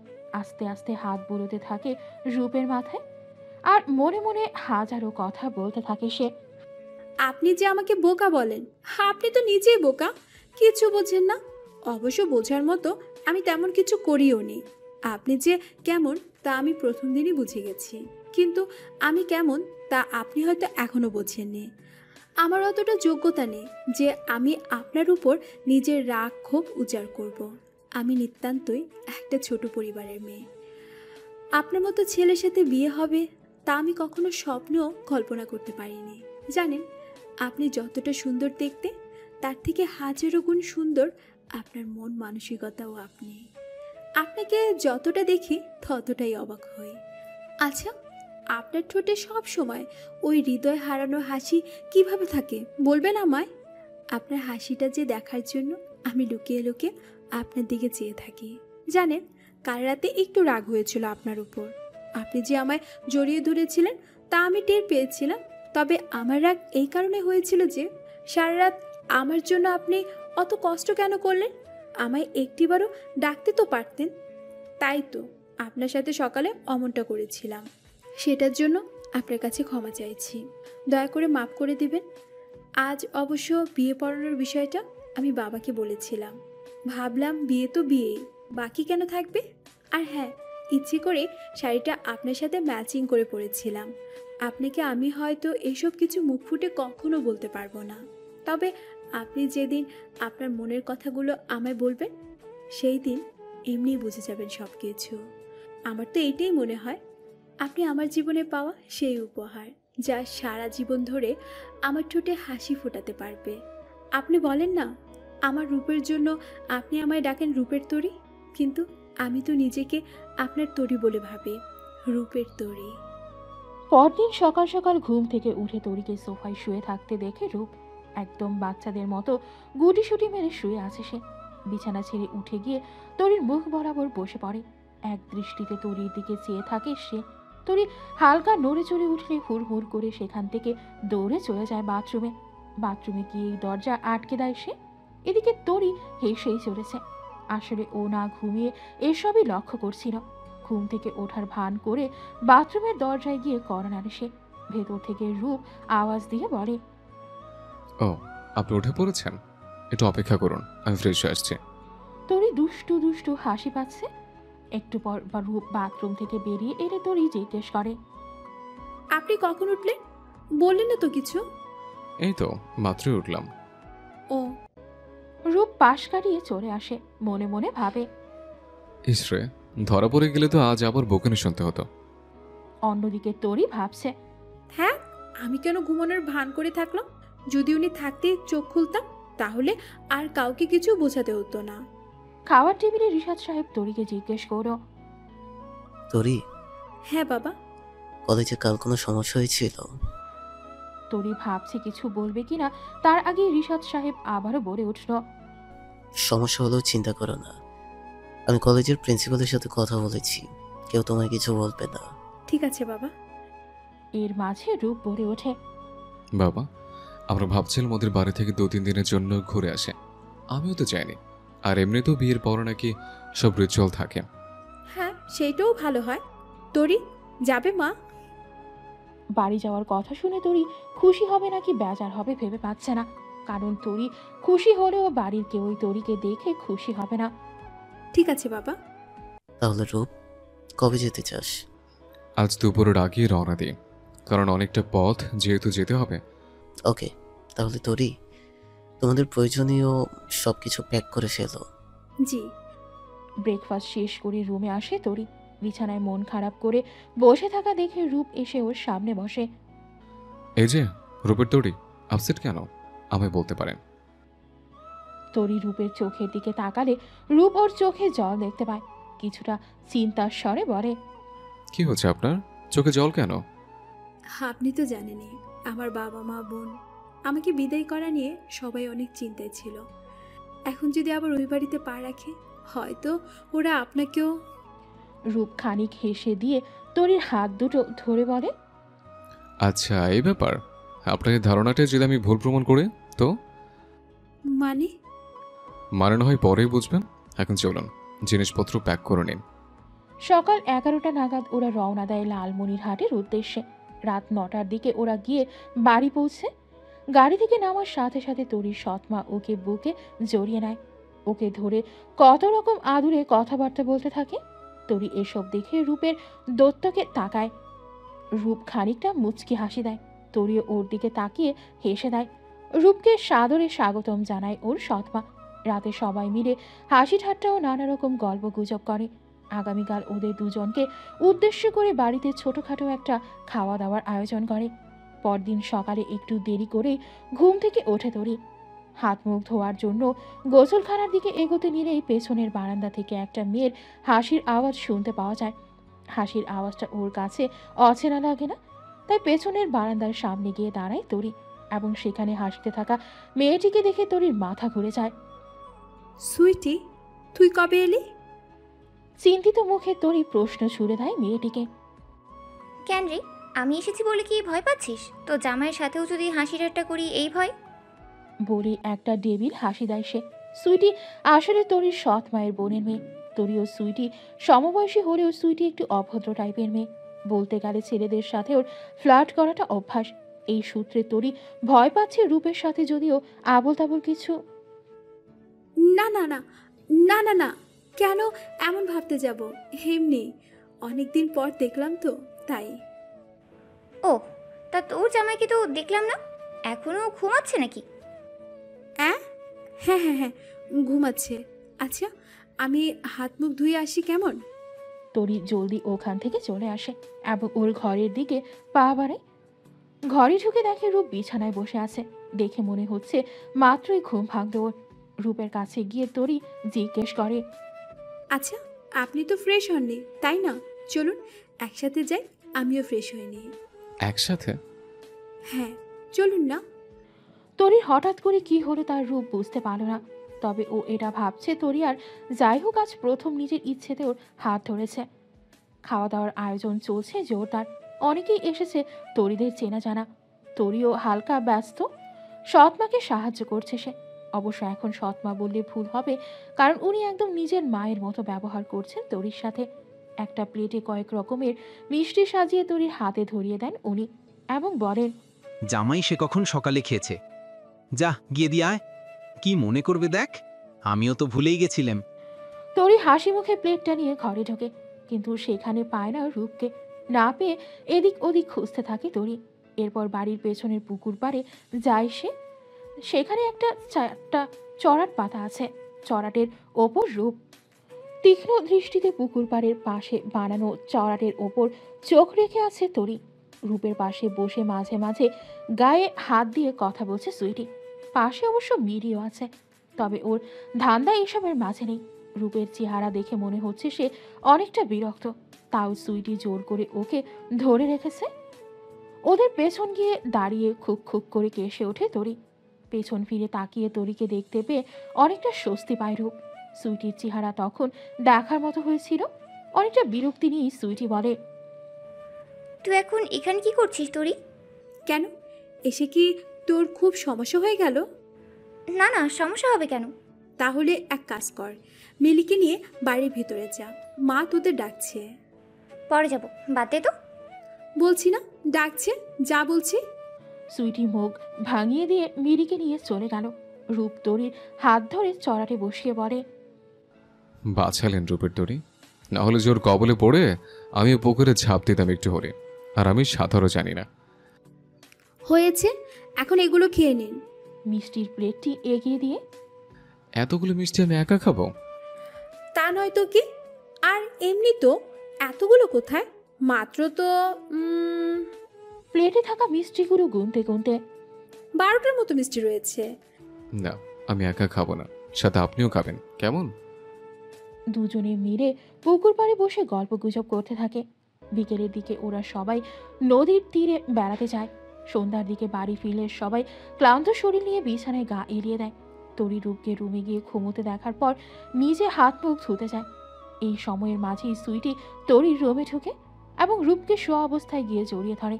রূপ হালকা চোখ খুলে যখন দেখতে পায় সুইটি ওকে জড়িয়ে ধরে আছে, তখন ওকে ধাক্কা দিয়ে দূরে সরিয়ে দেয়। প্লিজ রূপ, আমায় নিজের করে নিন। আমি আপনাকে তরির চেয়েও বেশি ভালোবাসবো। আপনাকে প্রচণ্ড ভালোবেসে ফেলেছি যে। Sweetie, don't cross your limit. তুমি আমার বোনের মতো। এত নোংরা ধারণা মাথায় কিভাবে নিয়ে আসলে? আমায় ভুল বুঝো না প্লিজ। নিশ্চয়ই ওই তরি তোমার কাছে আমার নামে খারাপ কথা বলেছে।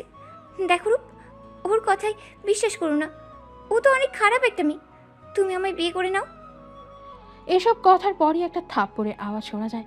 রূপ সামনে তাকাতেই দেখে সুইটি গাল ধরে দাঁড়িয়ে আছে এবং পাশে অগ্নিচক্ষু দৃষ্টিতে তাকিয়ে আছে তরি। তরি বলতে শুরু করে, আমি কল্পনাও করতে পারিনি তুই এতটা নিচে নামতে পারবি কখনো। ছি, বোনের স্বামীর সাথে এমন নোংরামি করতে তোর একটু মনে বাঁধলো না?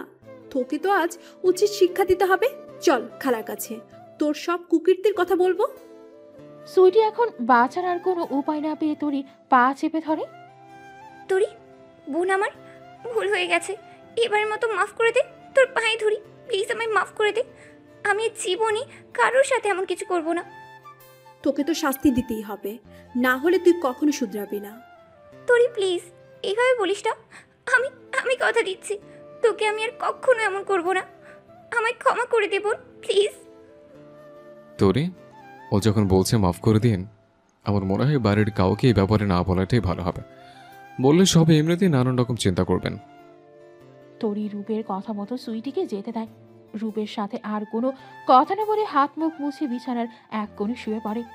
রূপ তরির সাথে কথা বলার জন্য দু একটা কথা জিজ্ঞেস করতে চাইলেও তরি কোনো জবাব দেয় না।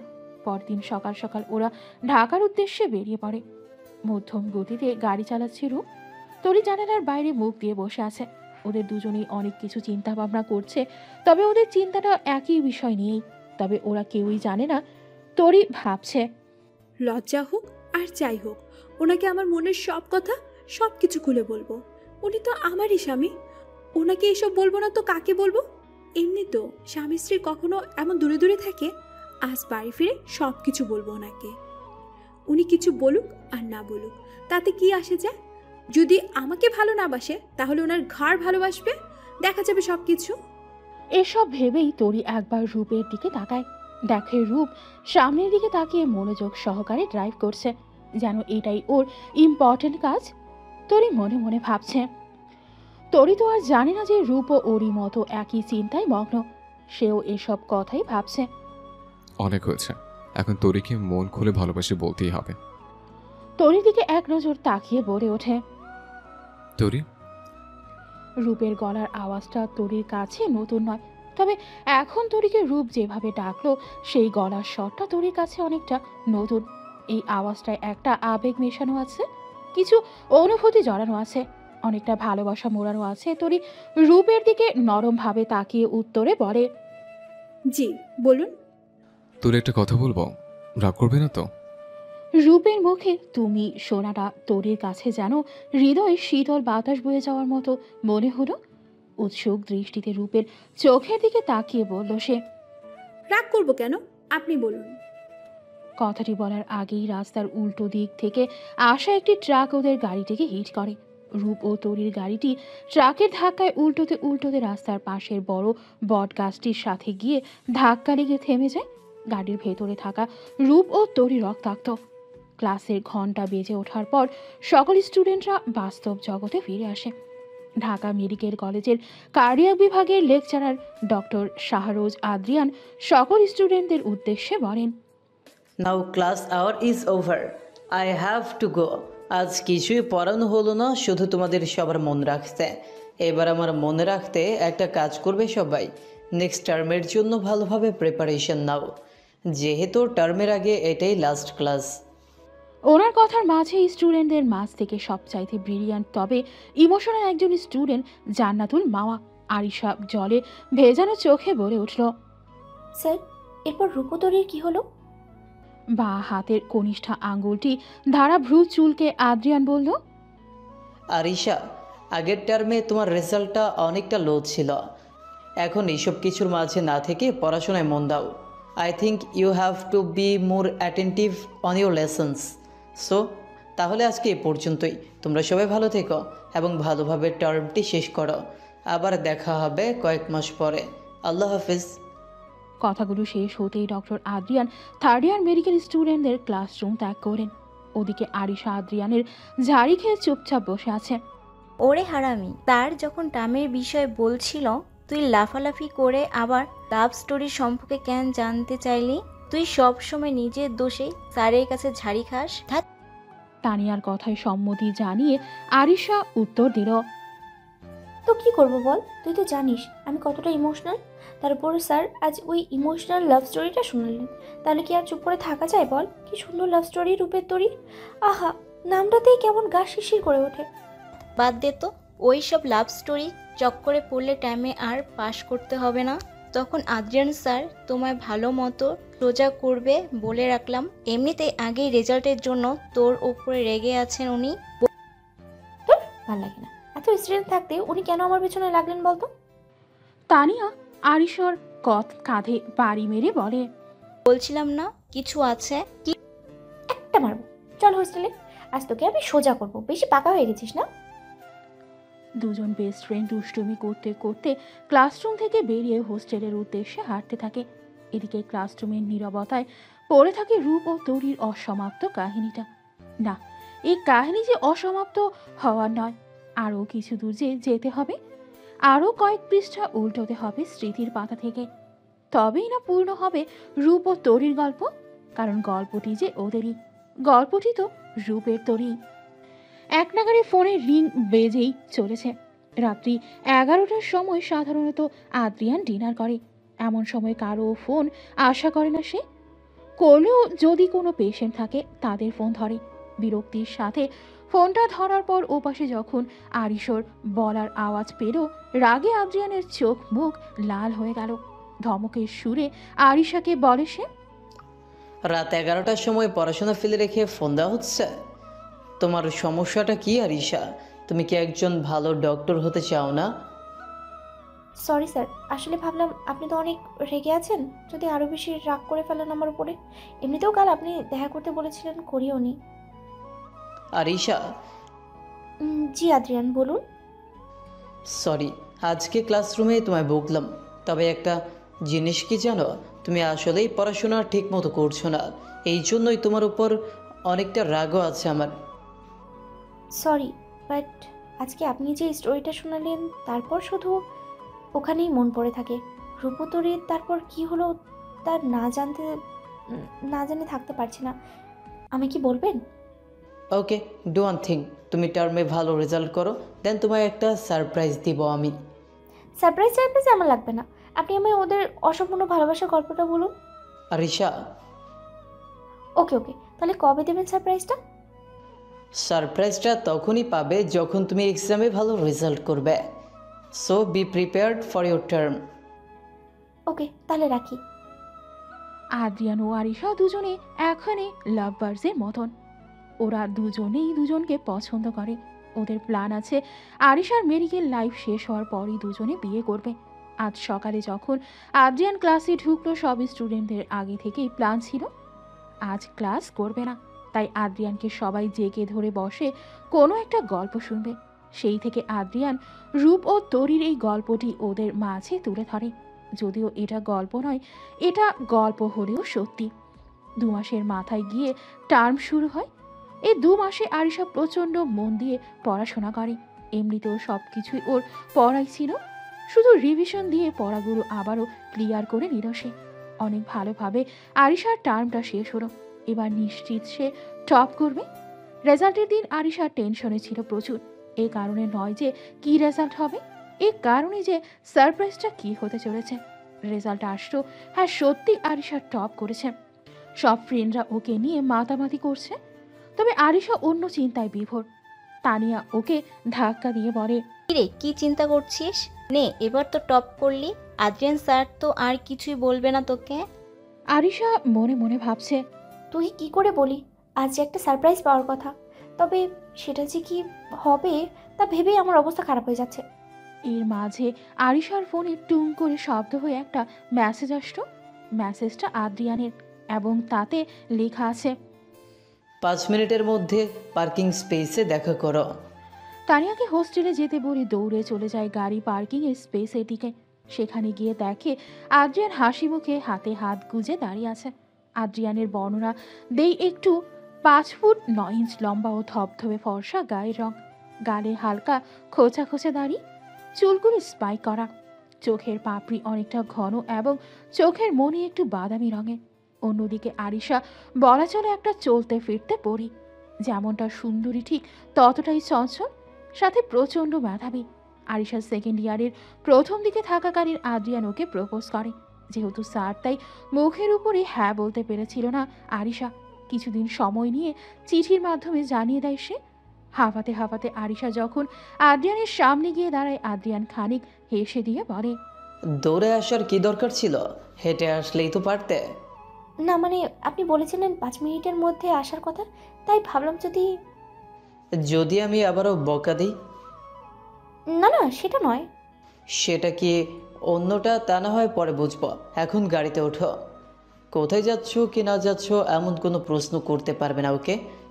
কিন্তু বললেন তো। ও সরি। চুপচাপ গাড়িতে বসো। আরিশার কথা না বাড়িয়ে গাড়িতে উঠে বসে। আরিশার চুপ হয়ে যাওয়া দেখে আদ্রিয়ান লুকিয়ে হেসে দেয়। এরপর সেও গাড়িতে ওঠে।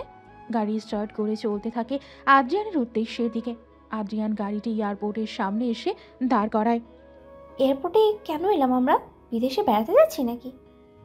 বলেছি না চুপচাপ থাকো। ওকে। এইভাবে সারাদিন গাড়িতে বসে থাকবে নাকি বেরো হবে? ও যাচ্ছি তো। গাড়ি থেকে বের হয়ে আদ্রিয়ান আরিশার হাত ধরে হাঁটা শুরু করে। এয়ারপোর্টের ভেতরে ঢুকে আরিশাকে এক জায়গায় বসিয়ে দিয়ে আদ্রিয়ান রো এরিয়ার দিকে চলে যায়। একটি ফ্লাইট সম্পর্কে জিজ্ঞাসাবাদ করার পর আরিশার পাশে এসে বসে। আরিশা এখনো চুপচাপ বসে আছে। আরিশাকে চুপ থাকতে দেখে আদ্রিয়ান বলে, চুপ করে আছো যে? আপনিও তো কথা বলতে বারণ করলেন। ওহ সো সরি, কিন্তু এখন তো কথা বলো। আপনি কি সারপ্রাইজ দিতে চান একটু বলুন তো? আমার মাথায় তো কিছুই আসছে না। আমরা এয়ারপোর্টে বা কেন এলাম? সব প্রশ্নের জবাব পাবে। Just wait and watch. আর কতক্ষণ? Only 10 minutes. ঠিক আছে। 10 মিনিট পর ইউকে থেকে আসা এয়ারক্রাফট বাংলাদেশে ল্যান্ড করে। আদ্রিয়ানের চোখ সামনের দিকে। কখন ওনারা আসবেন, যাদের ছাড়া আদ্রিয়ান অসম্পূর্ণ। হঠাৎ আদ্রিয়ানের দৃষ্টির সামনেই থেমে গেল। আরিশা ওর চোখের দিকে অনুসরণ করে সামনের দিকে তাকালে দেখতে পায় এক মধ্যবয়সী কাপল ওদের দিকে হাসি মুখে তাকিয়ে এগিয়ে আসছে। আদ্রিয়ান দৌড়ে গিয়ে ওনাদের জড়িয়ে ধরে। আরিশা শুধু দূর থেকে দেখে যাচ্ছে আদ্রিয়ান এতটা হাসি মুখে আছে যেন সব সুখও পেয়েছে। মহিলাটি একবার আরিশার দিকে তাকিয়ে আবার আদ্রিয়ানের দিকে তাকায়। এরপরই আদ্রিয়ানের পিঠে আলতো করে খুশি দেয়। এরপর তিনজন মিলে আরিশার দিকে এগিয়ে আসতে থাকে। আরিশা ওনাদের এগিয়ে আসতে দেখে উঠে দাঁড়ায়। মহিলাটি আরিশাকে কাছে থেকে দেখে আদ্রিয়ানকে বলে, যতটা বলেছি তার চেয়েও বেশি সুন্দর ও মিষ্টি মেয়ে দেখছি। আদ্রিয়ান মাথা চুলকে আরিশার দিকে তাকিয়ে বলে, ও বলাই হলো না, ইনি হলেন আমার মা এবং আমার বাবা। ওনাদের দেখে আরিশা তো এ কথাটি শুনে লজ্জায় লাল হয়ে গেছে। এরপর ওনাদের দুজনকে সালাম করে বলে, সরি আঙ্কেল আন্টি, আসলে উনি বলেছিলেন না তো। আরে না মা, এতে কোনো সমস্যা নেই। আর এমনিতে ওকে আমরাই বারণ করেছিলাম বলতে। আদ্রিয়ানের বাবা বলে ওঠেন। এরপর আদ্রিয়ানের বাবা আদ্রিয়ানের মাকে উদ্দেশ্য করে বলে, তরি, তুমি আরিশাকে নিয়ে এগোতে থাকো, আমিও আদ্রিয়ান আসছে। তরি নামটি শুনে আরিশা চমকে উঠল। পাশে থাকা আদ্রিয়ানের মায়ের দিকে অবাক চোখে তাকিয়ে বলল, তরি? আমি তো তরি। কেন মা, কি হয়েছে? আরিশা আরেক দফা চমকালো। ওর ধারণাটা আসলে সত্য কিনা তা যাচাই করতে আবারও প্রশ্ন করল, আন্টি আঙ্কেলের নাম? ও, তোমার আঙ্কেলের নাম রূপক চৌধুরী? রূপ? আরিশা চোখ মেলে তরির দিকে চেয়ে আছে। আরিশার চোখ যেন তরির মুখটা থেকে সরছেই না। তরি আরিশার হাত ধরে মুখে হাসি নিয়ে বলে, কিছু হয়েছে আরিশা? এমনভাবে চেয়ে আছো যে? আরিশা নিশ্চুপ। আরিশা? তরি আরিশাকে হালকা ধাক্কা দিলে সে চমকে ওঠে। তারপর তরিকে জিজ্ঞেস করে, আন্টি তাহলে আপনি সেই রূপের তরি? তরি মুচকি হেসে দিয়ে বলে, হ্যাঁ, আদ্রিয়ান তোমায় বলেছে? জি আন্টি। কিন্তু কিন্তু কি? আপনাদের অ্যাক্সিডেন্টের পরে কি ঘটেছিল? আচ্ছা, সব কিছু কি এয়ারপোর্টে দাঁড়িয়ে শুনবে? চলো বাড়িতে পৌঁছে সব গল্প করি। গাড়ি করে ওরা চৌধুরী ম্যানশনের দিকে রওনা দেয়। রূপ ও তরি আসলে লন্ডনে ছুটি কাটাতে গিয়েছিল। দুজনেরই প্রচুর ব্যস্ততার মাঝে থাকতে হয়, তাই এবার ছুটিতে আদ্রিয়ান ওদের 1 মাসের ছুটিতে বাইরে পাঠিয়েছিল। চলুন আরেকবার অতীতে ফিরে যাই। 4 মাস পর আজ তরি চোখ খুলল। অ্যাক্সিডেন্টের পর রূপ ও তরি দুজনেই প্রচুর পরিমাণে জখম হয়েছিল। অবশ্য রূপের চেয়ে তরির অবস্থায় বেশি ক্রিটিক্যাল হয়েছিল, কারণ রূপ সিট বেল্ট পরেও তরি পড়েছিল না। এতে করে ট্রাকের সাথে ধাক্কা লাগার পরপরই ওর মাথাটা গাড়ির জানালার পাশে বাড়ি খায়। দীর্ঘ 4 মাস কোমায় থাকার পর আজ একটু হলেও এদিক ওদিক চোখ বোলাচ্ছে। রূপ 1 মাসের মাঝেই রিকভার করলেও তরির চিন্তায় প্রায় অসুস্থ হয়ে পড়ত। তরির চিন্তায় সারাদিন জায়নামাজে বসে কান্নাকাটি করত। খাওয়া দাওয়া ঠিক মতো করতো না। তরির জ্ঞান ফিলের সামনে সবাইকে দেখতে পায়, মা, বাবা, বোন, শ্বশুর, কিন্তু ওর চোখ খুঁজতে রূপকে। একজন নার্স রূপকে খবর দেয় তরির জ্ঞান ফেরার বিষয়। ডাক্তারের সাথে তরির বিষয় আলোচনা করছিল সে। এই খবর শুনে দৌড়ে চলে আসে তরির কাছে। পাশে বসে তরির হাতটি নিজের হাতের মাঝে গুটিয়ে নেয় রূপ। কথা বলে না, শুধু চোখের জল ঝরাতে থাকে সে। তরিকে এতদিন এমন অবস্থায় দেখে বাঁচার ইচ্ছে হারিয়ে ফেলেছিল রূপ। কিছুদিন পর হসপিটাল থেকে তরিকে রিলিজ করে দিলে ওর সমস্ত কিছু দেখাশোনার জন্য রূপ হসপিটালে যাওয়া বন্ধ করে দেয়। 1 মাসের মতো সময়ে রূপ তরির রিকভারির জন্য দিন রাত 24 ঘন্টা ওর সেবায় লেগে থাকে। 1 মাস পর তরি অনেকটা সুস্থ হয়ে ওঠে, তবে পুরোপুরি নয়। কলেজে যেতে চাইলে রূপ বারণ করে, তাই বাড়িতেই পড়াশোনা শুরু করে সে। মাথায় ও পায়ে বেশি আঘাত লেগেছিল, তাই পুরোপুরিভাবে সুস্থ হতে 1 বছরের মতো সময় লেগে যায়। এর পরপরই ওর HSC এক্সামও এগিয়ে আসে এবং সব পরীক্ষা ভালোভাবেই সম্পন্ন হয়। এতদিনের তরি ও রূপ বন্ধুত্বপূর্ণ হলেও তাদের মাঝে কোনো স্বামী স্ত্রীর সম্পর্ক গড়ে ওঠেনি। রূপ চেয়েছিল তরির HSC এক্সাম শেষ করে কোথাও চান্স নেই, তারপর সব দেখা যাবে। সেই হিসেবে ভার্সিটির প্রিপারেশন নিয়ে অ্যাডমিশন দেয় তরি। অ্যাডমিশনের রেজাল্টের দিন দুপুরে তরি বারবার রুমে এদিক থেকে ওদিক যাচ্ছে। কি হবে এই টেনশনে ও ঘেমে উঠেছে। যদিও রুমে এসি চলছে, একটু পর রিশাদ চৌধুরী গম্ভীর মুখ করে তরির রুমে আসেন। তুমি কি এক্সাম ঠিক মতো দিয়েছিলে? এই কথা শুনে তরির টেনশন আরও বেড়ে যায়। না জানি কি হয়েছে। কেন বাবা, আমি চান্স পাইনি? তরি বলে চেঁচিয়ে ওঠে রিশাদ চৌধুরী। কই রে তোরা, মিষ্টির প্যাকেটটা নিয়ে আয়। তরি চমকে ওঠে, হাসি মুখে বলে, বাবা আমি? হ্যাঁ মা, তুমি ঢাকা বিশ্ববিদ্যালয়ে চান্স পেয়েছো। তরি চুপ করে জল মাখা চোখ নিয়ে বসে পড়ে মেঝেতে। তরিকে উঠিয়ে মিষ্টি খাইয়ে স্নেহের সাথে বুকে জড়িয়ে নেন রিশাদ চৌধুরী। তরি ছলছল চোখ নিয়ে ওনার দিকে তাকায় আর বলে, বাবা উনি কোথায়? কে? রূপ? ও তো সে কখন বেরিয়েছে, আমাকে বলে যায়নি। তুমি না হয় ওকে ফোন করো, দেখো কোথায় আছে ও। হাসি মুখে ফোনটা তুলে রূপের নম্বরে কল দেয় তরি। কয়েকবার বাজার পরও যখন ফোন ধরল না, তরি রেগে গিয়ে নিজের মোবাইলটা অফ করে রাখলো। সন্ধ্যা হয়ে গেল, তাও রূপ বাড়ি ফিরল না। তাই উপায় না পেয়ে ছাদে চলে গেল, কিন্তু সেখানেও বিপত্তি। ছাদের দরজাটা লক করা। সেখানে থেকেও মন খারাপ করে রুমে ফিরে এলো, কিন্তু রুমে এসে দেখে কয়েক মুহূর্তের মাঝেই কতটা চেঞ্জ। সমস্ত রুমে বেলুন ছড়ানো ও বিছানার উপর একটা হালকা গোলাপি রঙের শাড়ির ওপর গোলাপের বুকে, একটা ভাঁজ করা কাগজ এবং সাদা ও গোলাপের মিশ্রণের চুড়ি। গোলাপগুলো মুখের কাছে নিয়ে পাপড়িগুলোর সাথে একটু ঠোঁট ছুঁয়ে নেয় সে। একদম তরতারা গোলাপ সবগুলো। শাড়ির পাশে রাখা কাগজটির ভাঁজ খুলে দেখতে পায়। রেগে গেলেন তো রূপের হলেন, দেরি না করে বেলকনিতে আসুন। কথাটি পড়ে তরি হেসে দেয়। ধীর পায়ে গিয়ে ব্যালকনিতে গেলে সে দেখে হাজারো রকমের ফুলের ওপর বিভিন্ন রঙের ড্রিম লাইট জ্বলছে, যাতে সব ফুলের সৌন্দর্য দ্বিগুণ পরিমাণে বৃদ্ধি পেয়েছে। ওখানে একটা কাগজে লেখা আছে, শাড়িটা অন্য কারোর জন্য নিয়ে আসেনি, তাই শাড়িটা পরে চলতে ছাদে চলে আসুন।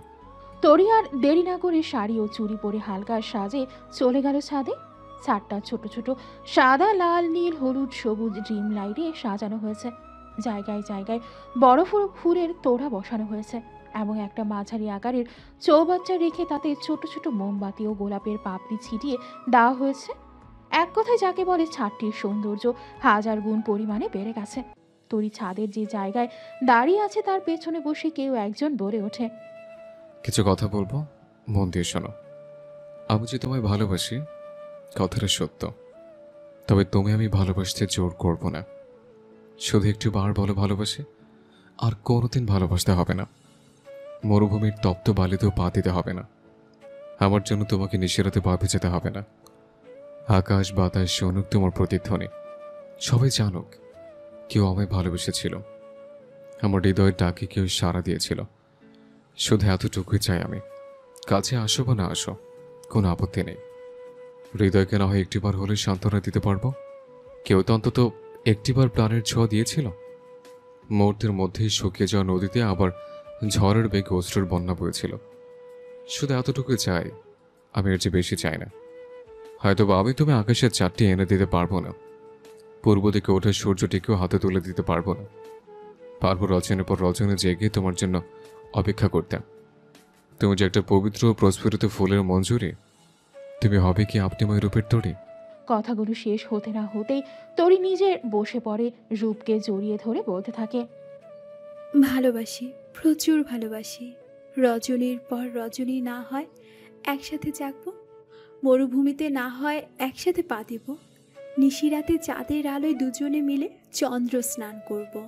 রূপের তরি তো অনেক আগে থেকেই ছিলাম, তবে আজকে কথাটির পূর্ণতা পেলাম। জোছনার আলোয় গা ভাসিয়ে আজ পূর্ণতা পেল রূপ ও তরির ভালোবাসা। ড্রয়িং রুমের সোফায় হাতে হাত জড়িয়ে পাশাপাশি বসে আছে রূপ ও তরি। ওদের সামনেই বসে আছে আদ্রিয়ান ও আরিশা। আরিশার চোখে একটু একটু জল। তরি ও রূপের বলা কথাগুলো শুনে গায়ে কাঁটা দিয়ে উঠেছে ওর। এতটা ভালো কেউ কাউকে বাসতে পারে? আরিশার চোখের কোণে জমা বিন্দু পরিমাণ জলটুকু আদ্রিয়ান হাতের আঙুলের সাহায্যে মুছে দিল। তরি সোফা থেকে উঠে গিয়ে সেলফে রাখা একটা অ্যালবাম আনলো। সেখানে রূপ ও তরির আগের কত শত স্মৃতি রয়েছে। শুধু তাই নয়, রূপ তার রুমের দেয়ালে বড় করে তরিরও নিজের একটা ছবি বড় করে গ্লাস দিয়ে বাঁধিয়ে রেখেছে। আরিশা রূপকে নরম গলায় জিজ্ঞেস করো, আঙ্কেল, এতটা ভালোবাসা চাই কাউকে? কাউকে কতটা ভালোবাসা যায় সেটা আমার জানা নেই, তবে তরির প্রতি ভালোবাসাটা না শুধু বাড়ছে। তরির জন্য আমার ভালোবাসাটা অন্য সবার কাছে অসীম পরিমাণে হলেও আমার কাছে সবসময় বিন্দু পরিমাণই মনে হবে। আমি প্রতিদিন নতুন করে ওকে ভালোবাসি, নতুন করে আমার ওর সংসারটা গোছায়, নতুন করে ওর সাথে নিজেকে অনুভূতিতে ভেজায়। দেয়ালে পিঠ ঠেকিয়ে দাঁড়িয়েছিল। রূপের কথাগুলো শুনে তার চোখে জল চলে এলো। বাড়িতে প্রথম হবু বউ এসেছে, আর এমন সময় কতটা ইমোশনাল সবাই। এটা কি মানায়?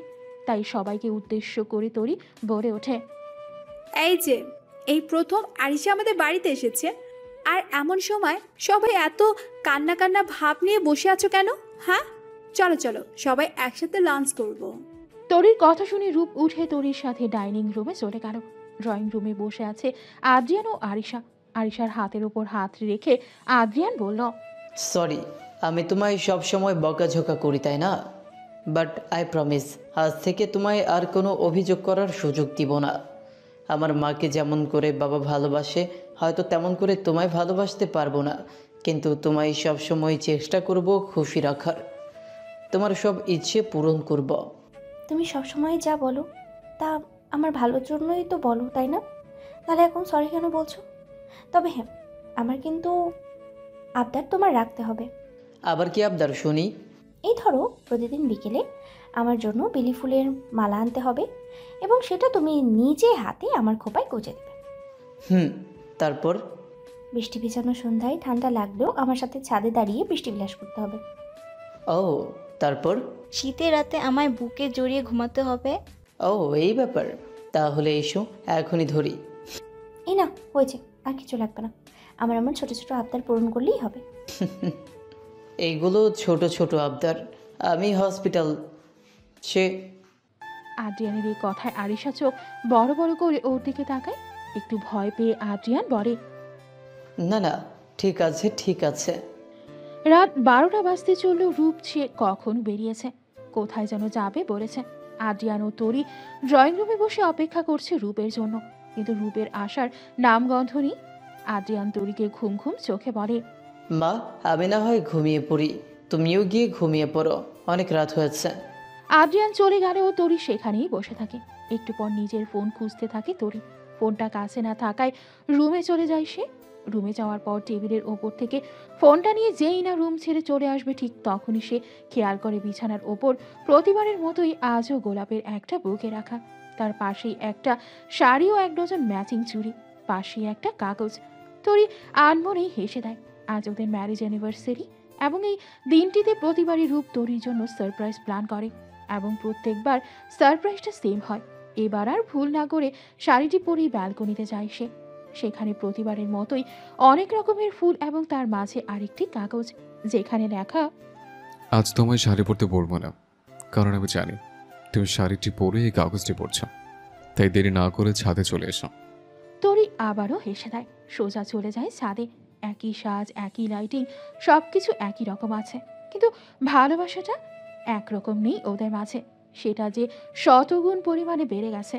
আজ আবারও তরির পেছনে থেকে হাঁটু গেড়ে বসে আছে রূপ। আজ আবারও বলতে চায় নিজের মনের কথা, কিন্তু প্রতিবারের মতো আজ আর তরি রূপকে বলতে দিল না। তার আগেই রূপকে জড়িয়ে ধরে বলে ফেলল, বলতে হবে না, আমি তো আপনারই তরি, আমি তো রূপের তরি, যা আগেও ছিলাম, এখন আছি এবং সারা জীবন থাকবো। রূপ নিজের ভালোবাসার আবেশে আরও শক্ত করে জড়িয়ে ধরল তরিকে। এভাবেই অটুট থাকুক রূপ ও তরির মতো মানুষগুলোর ভালোবাসা। আসসালামু আলাইকুম। আজকে আমার ফেভারিট একটা গল্প থেকে বিদায় নিলাম বললে ভুল হবে, কারণ ওদের ভালোবাসার কাহিনীর দ্বিতীয় অধ্যায় খুব জলদিই আসবে। সমাপ্ত।